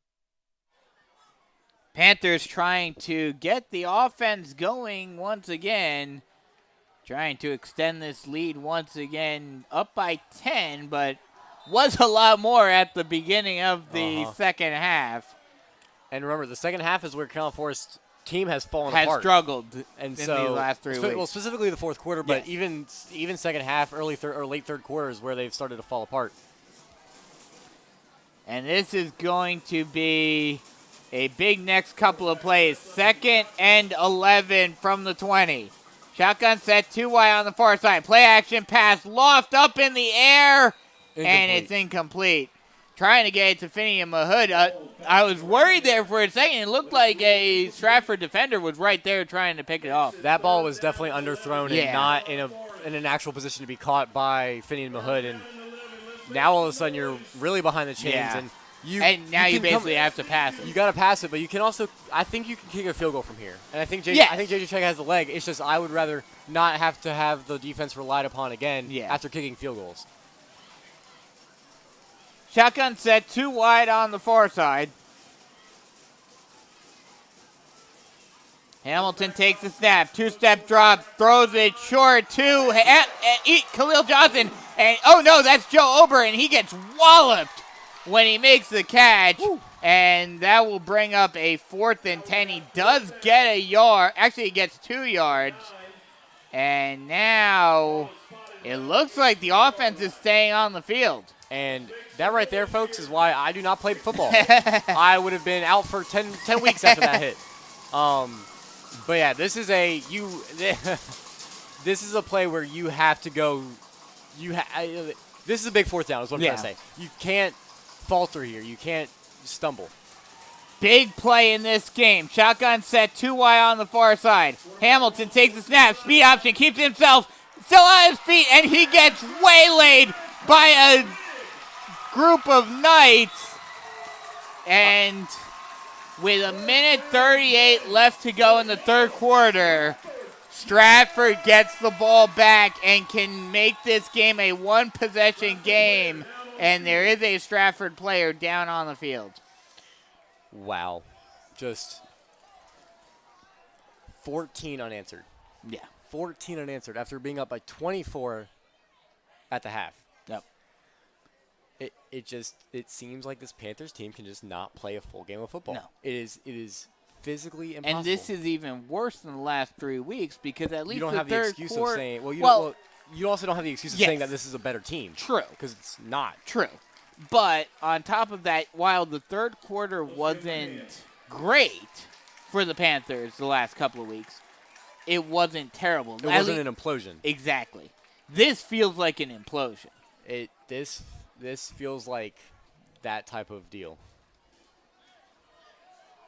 I mean, the upside is that you get you would assume you're going to get a full 4 quarters of your stars. But if this was the one game where I didn't want a full, this is it. This is not where you want a full 4 quarters. Stratford offense out on the field. Shotgun set, 2 wide on the near side. Davis takes the snap. Triple I. Oh, no, he'll actually run the play action pass. Dumps it off short, and the Panthers will come up with a big stop. That was a good play by the defense right there. Great job by the defense getting into the backfield and making sure that the receiver had nowhere to go on that little dump-off pass.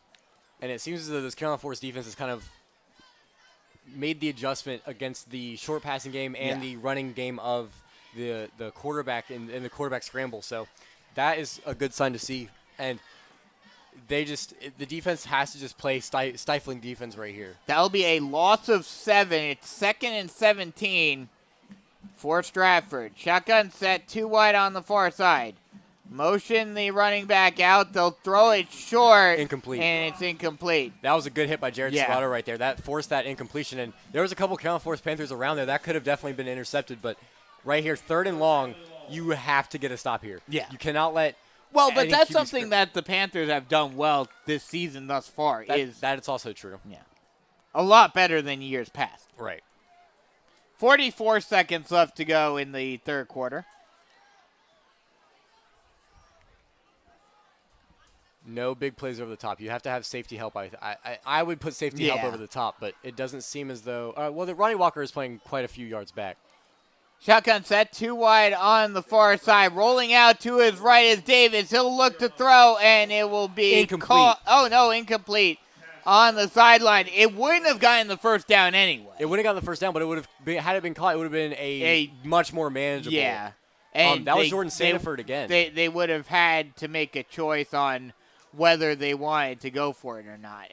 But in this situation, they're definitely punting it away. Good drive by the defense here. That was a quick 3 and out, and that was a really good drive.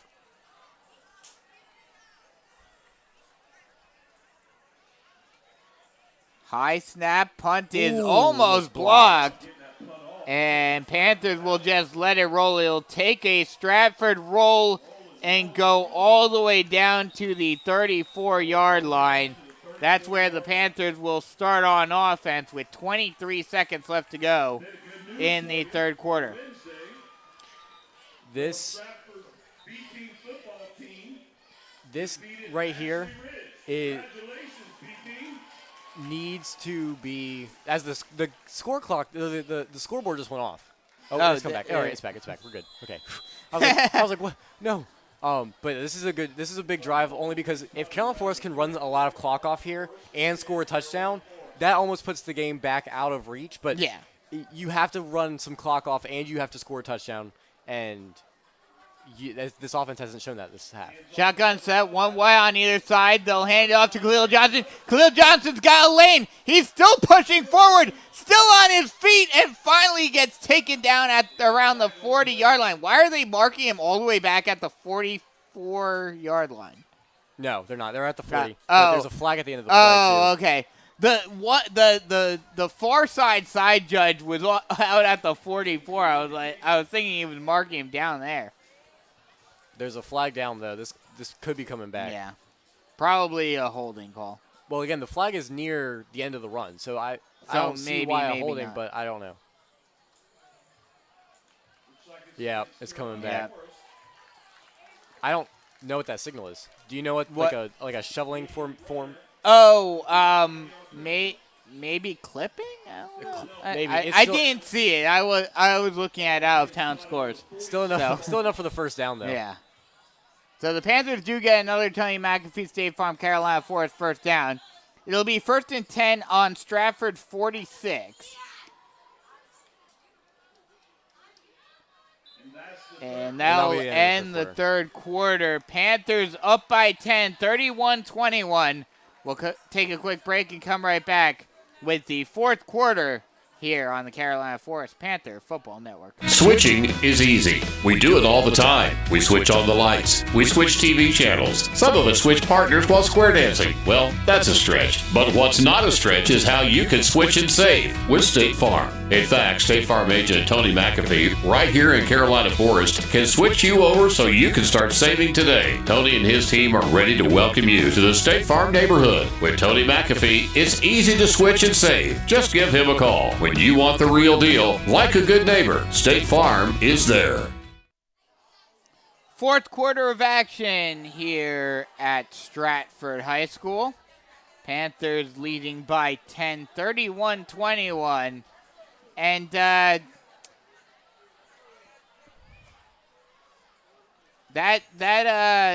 game between Gaffney and Northwestern is getting even crazier.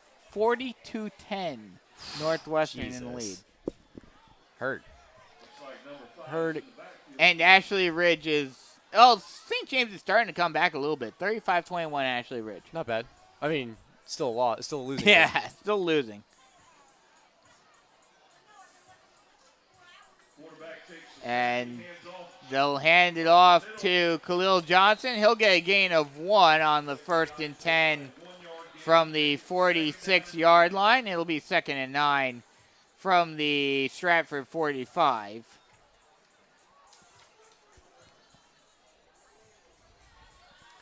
And now Khalil Johnson fixing his shoe, I think.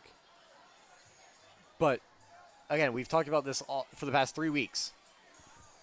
This team has imploded all 3 of the past fourth quarters. Can they hold on to this game and come away here with a win?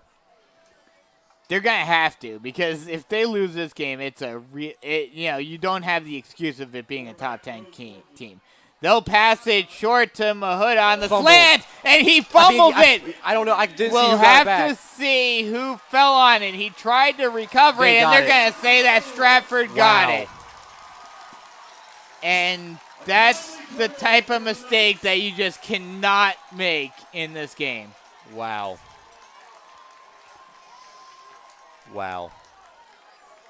And all of a sudden, here we go again. Yeah, all of a sudden now Stratford has the opportunity to reduce the lead to a one-possession game. It's the story of the fourth quarter for this Carolina Forest Panthers team so far this year. 1st and 10 from the 38-yard line of Stratford. Shotgun set, 2 wide on the near side. They'll hand it off, and pushing forward, getting to the 41-yard line is Kerwin Squires. This defense is just going to have to bail this offense out again. Yeah. That seems to be the theme of the season thus far. Yeah. Shotgun set, 2 wide on the near side. They'll run the read option, keeping it himself and getting nothing is Jashin Davis. And it'll be 3rd and 8. 3rd and 7, actually. They'll say he got 1 yard. And, again, this defense has been playing well after those 2 touchdown drives. And even one of the second touchdown drive started at the 2-yard line. There's not a whole lot you can do about that one. It's going to be, can this defense get at least 1 more stop, if not 2, to seal this game away? It'll be 3rd and 6, ball on the 42-yard line. Shotgun set, 3 wide on the near side. Davis. They're going to go. He's going to go. And it's Jared Serrato, too, who's been such a good linebacker for this Panthers team, and he's going to go. Wow. And, they're going to march it up. That'll make it a 3rd and 1 on the offsides. Oh, wow. Just, we said mistake-free. We haven't seen a mistake-free game so far. Or even we haven't seen many penalties, but they've been in such inopportune times that it's horrible. 3rd and 1, ball on the 47-yard line. High snap, they'll hand it off. Getting the first down and more before being taken down at around the 44-yard line is Marco Holman. Oh, Lord. This feels familiar, unfortunately. It really does, and it just feels like... And like we talked about, it's one thing when it's happening against top teams. It's another thing when it's happening against Stratford. Yes. Ball spotted on the 43-yard line. Shotgun set, 2 wide on the near side. High snap, hands it off again. And trying to get forward, getting stopped at the 40-yard line is Squires. It'll be a gain of 3, and it's 2nd and 7. About 9 minutes left in the game. And just, and again, you said it feels like a familiar story. It feels like we've been over this time and time again. And each time we hope the defense closes it out, but each time they haven't so far. Shotgun set, 2 wide on the near side. Davis, play action, throws a slant pass and taken down at around the 35-yard line Receiver's going to fall forward for a couple is extra Schubert. yards. That's going to make it 3rd down and about 3. This, And it's now third and 3. if you can somehow force a loss on this play, it would be huge for Carolina Forest defense because they're going to go for it on 4th down either way. Yeah, It's just, yeah. Can you make them lose yardage and have to do this again? 3rd and 3, ball on the 36-yard line. Shotgun set, 2 wide on the near side. Right at 8 minutes to play.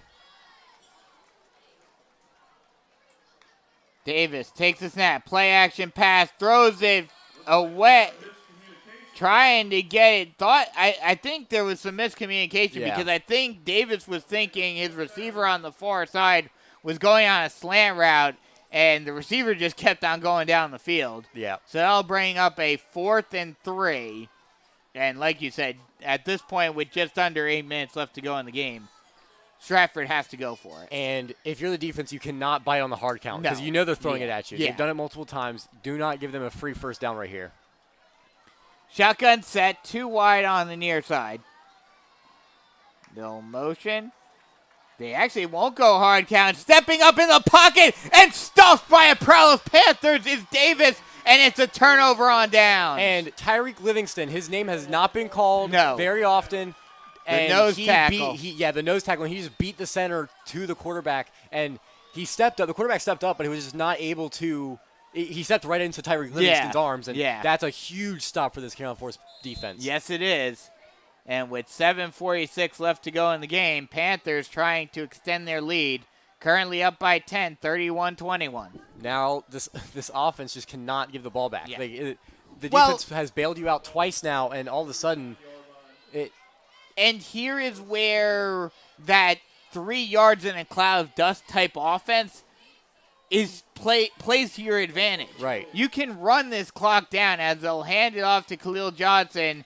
Johnson will get a gain of 4, marked down at the 43-yard line, and it'll be a 2nd and 6. But just like last week, Khalil Johnson's output in the first half is not matching the second half. Second half, he is way down, and he's currently only sitting at 15 yards of rushing in this second half. Yeah, we were thinking, he's definitely getting over 200. And well, when we accounted for our on-pace numbers, we didn't account for the Carolina Forest offense always stalling in the fourth quarter. So, yes. Shotgun set, 2 running backs in the backfield, 1 wide on either side. They'll run the triple option. Hamilton keeps himself, pitches it out, and Jaron Fox will take it down the far sideline. Will get enough for the 1st down and more. Gets taken down at the 44-yard line of Stratford. That's enough for a Tony McAfee State Farm Carolina Forest 1st down. That right there is a good run. That right there is exactly what you want on that 1st down play. Yeah. Well, second down play. Sorry. And this right here is what you want. You want just slow, methodical. Yep. Okay, sorry. We're thinking the same thing. Exactly. 6.5 left to go in the game. Panthers just trying to run out this clock. Shotgun set, 2 wide on the far side. Hamilton keeps it on the read option, trying to get around the corner, and he steps out of bounds at the 30-yard line. And that's enough for another Tony McAfee State Farm Carolina Forest 1st down. And the only thing I don't agree with there, stepping out of bounds. Yeah. If you want to protect yourself, which I completely agree with, slide. Yeah. Just slide down right just before so the clock doesn't stop. Right. Now, also the clock would have stopped anyway for the 1st down. However, it still would run at some point. Yeah. Well, it still does run. Right. That's what I'm saying. It still would run at some point after the 1st so down. it doesn't really matter. Yeah, but those precious seconds can. Although the clock's running right now. Yeah, exactly. That's what I'm saying. But he stepped out of bounds. That's what I was saying. I don't know why. I think it's only after 2 minutes. As they'll hand it off. This time handing it off to Livingston, he gets nothing. Isn't even able to get back to the line. Loses 1 on the carry, and it'll be 2nd and 11 from the 31. And this right here, I would bring Khalil Johnson back into the game here. You're behind the chains, and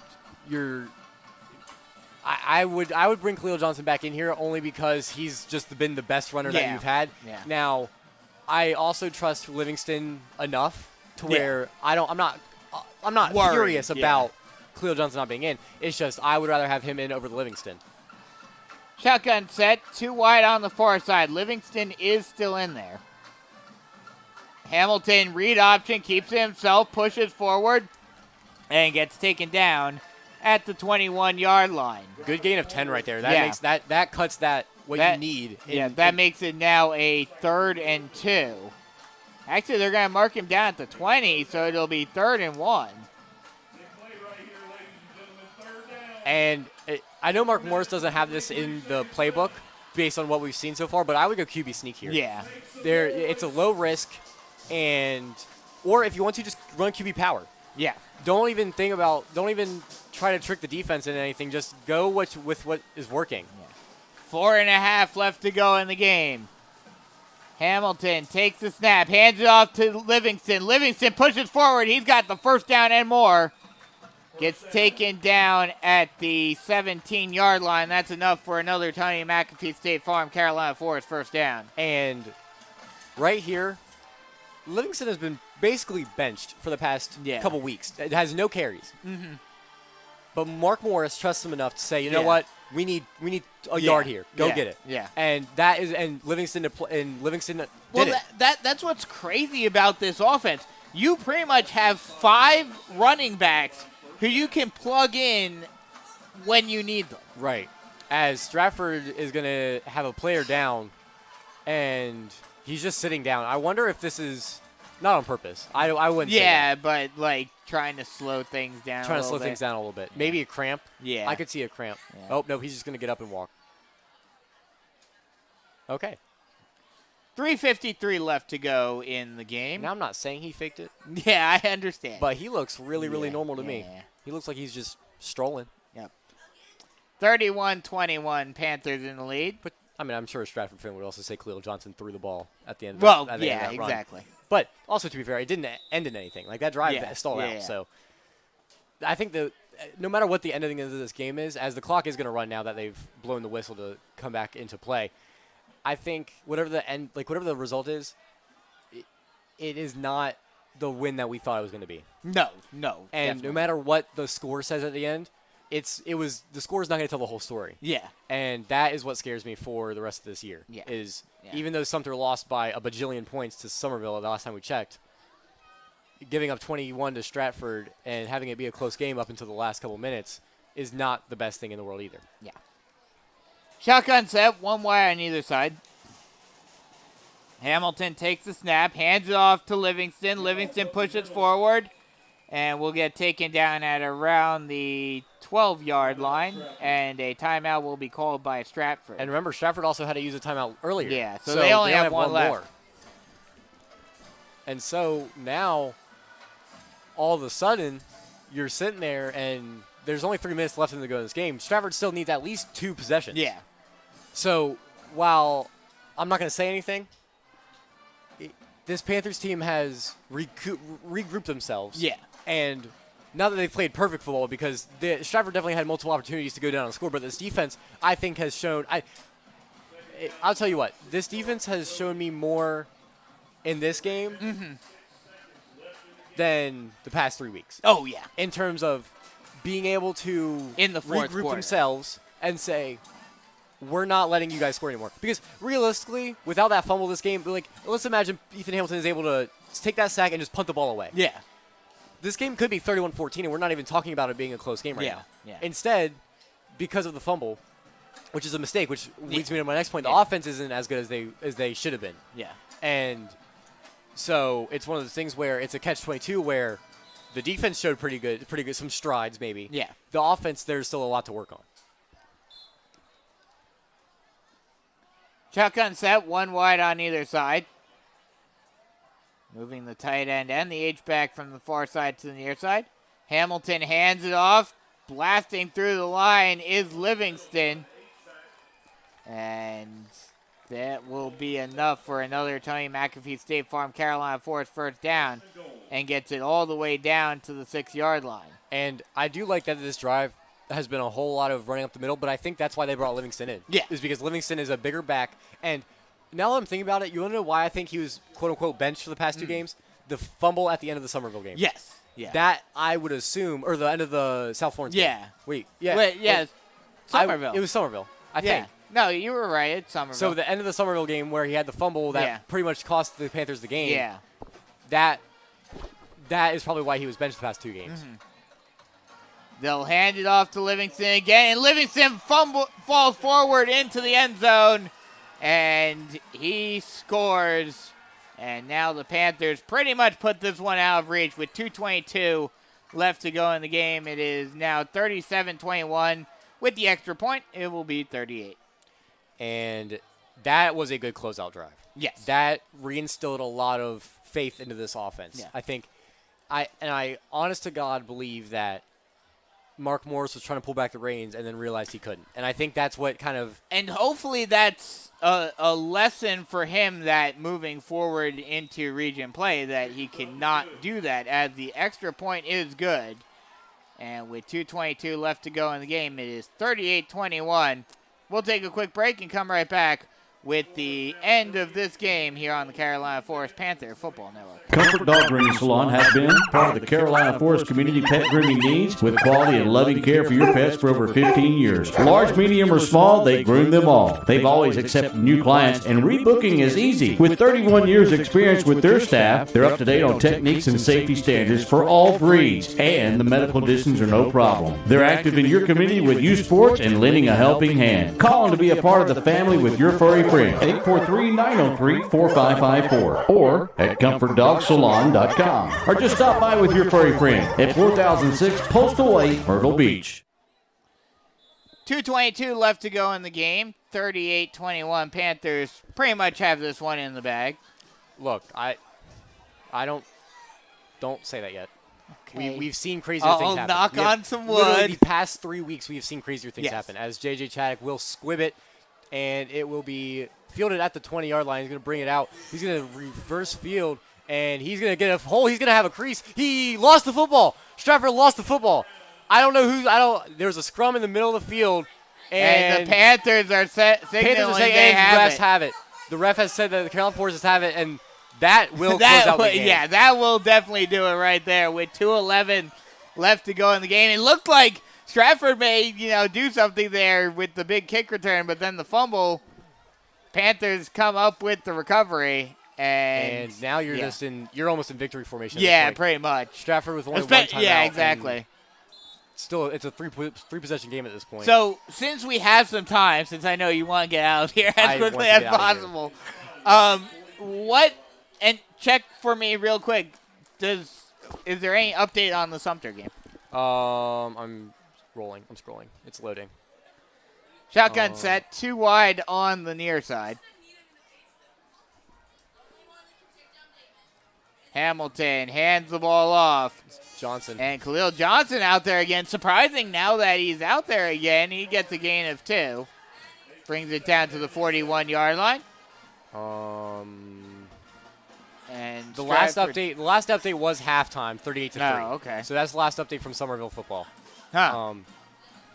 I would assume it's not gotten any better. Yeah. I'm assuming it hasn't suddenly shifted the other way, but this does feel. Oh, Ashley Ridge is now up 42-21 at the end of the 3.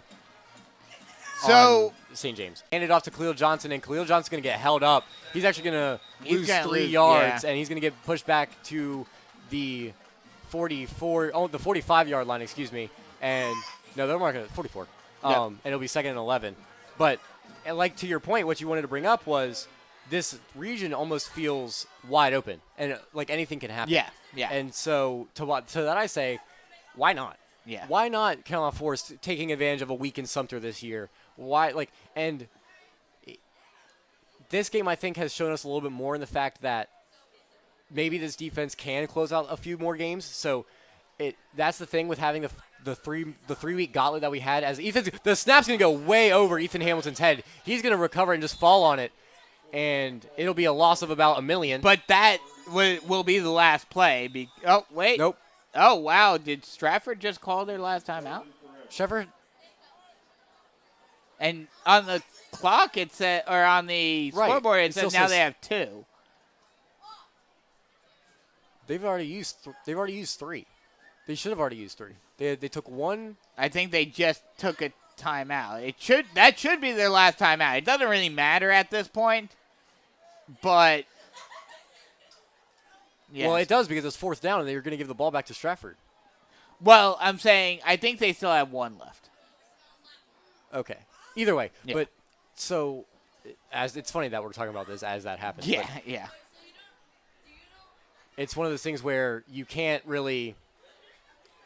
I went into this thinking that Stratford was not going to be a test game. Yeah. I think that I don't think we can really take away anything from this. I don't think we can either. I'm more so thinking about the rest of the fact region, yes, that, but you know, I'm of the mind that I won't believe it till I see it. yeah, That's where I'm at.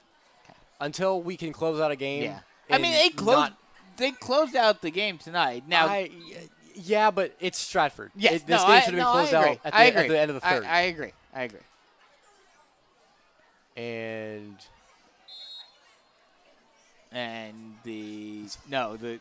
it'll be 4th down. So you got to assume they're punting here too. But yeah, it's going to be interesting to see what even happens with. are they? No. Oh, Ethan Hamilton's going to back He up was the just punt waiting for so long that Yeah. I was just. low snap. Ethan Hamilton has a trouble feeling he's going to barely get it off. It'll roll, but actually it takes a stop.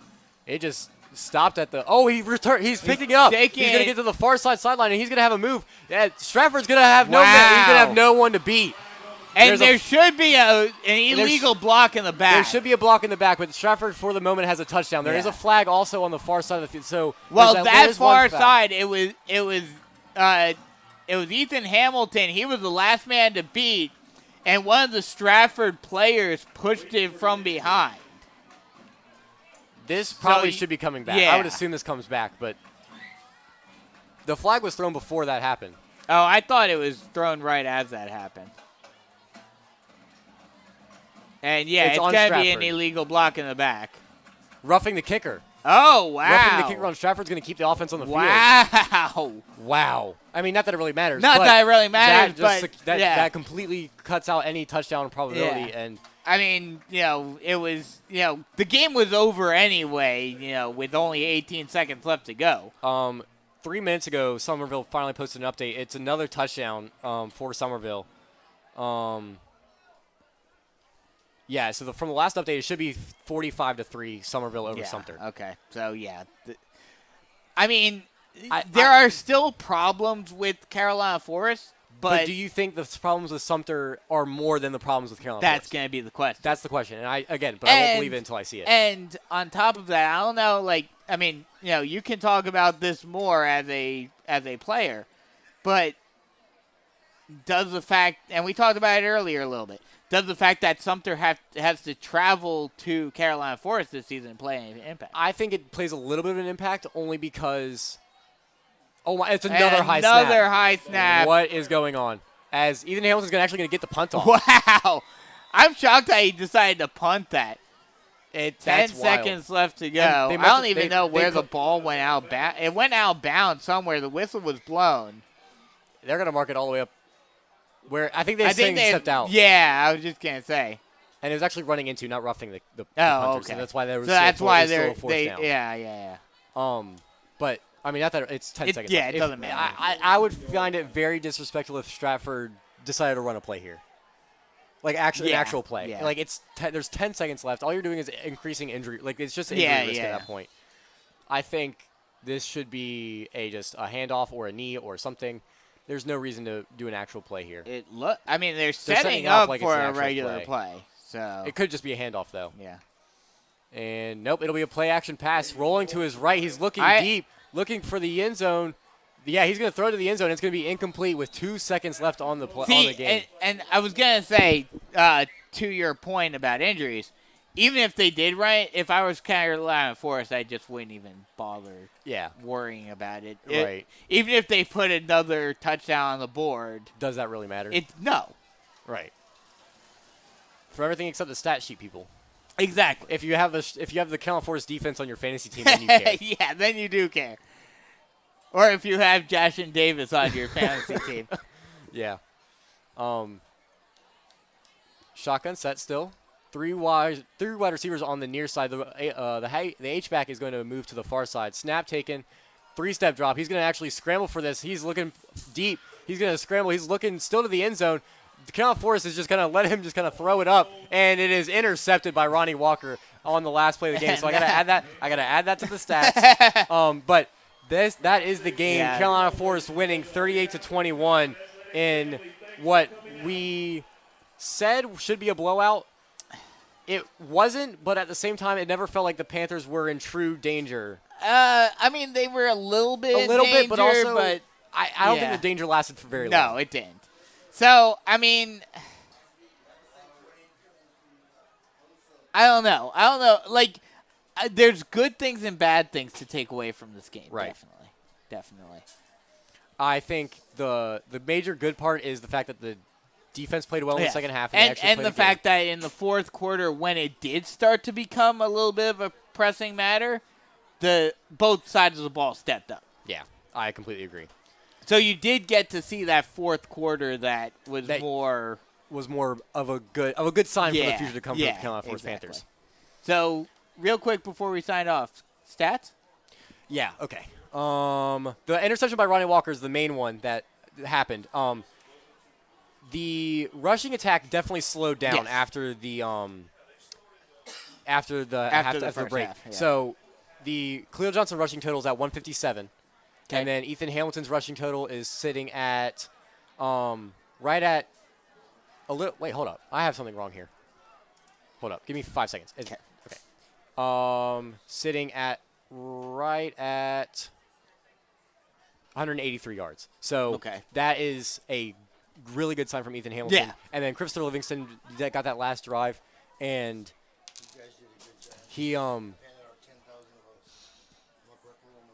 So Ethan Hamilton ended up having a really good rushing game, and then Christopher Livingston with the ending drive that ended with about 17 yards. So that was a pretty good showing from him. And then Jaron Fox kind of fizzled out after halftime with the 55 yards. He only had 11 yards in the second half, so not really a whole lot. And then Finney Mahood didn't have another catch outside of that fumble. Yeah. So the offense was kind of struggling. Defense was better, and I think you can kind of build on this to the next game against North Beach. Yeah. We won't have to drive as far for that one. Yes. Especially not me. Yeah. So once again, final score 38-21. Panthers win this one. We will be back next week when the Panthers take on the North Myrtle Beach Chiefs at North Myrtle Beach. Be sure to tune in for that game. For Preston Payne, I'm Brandon Biskobing saying so long, and we'll talk.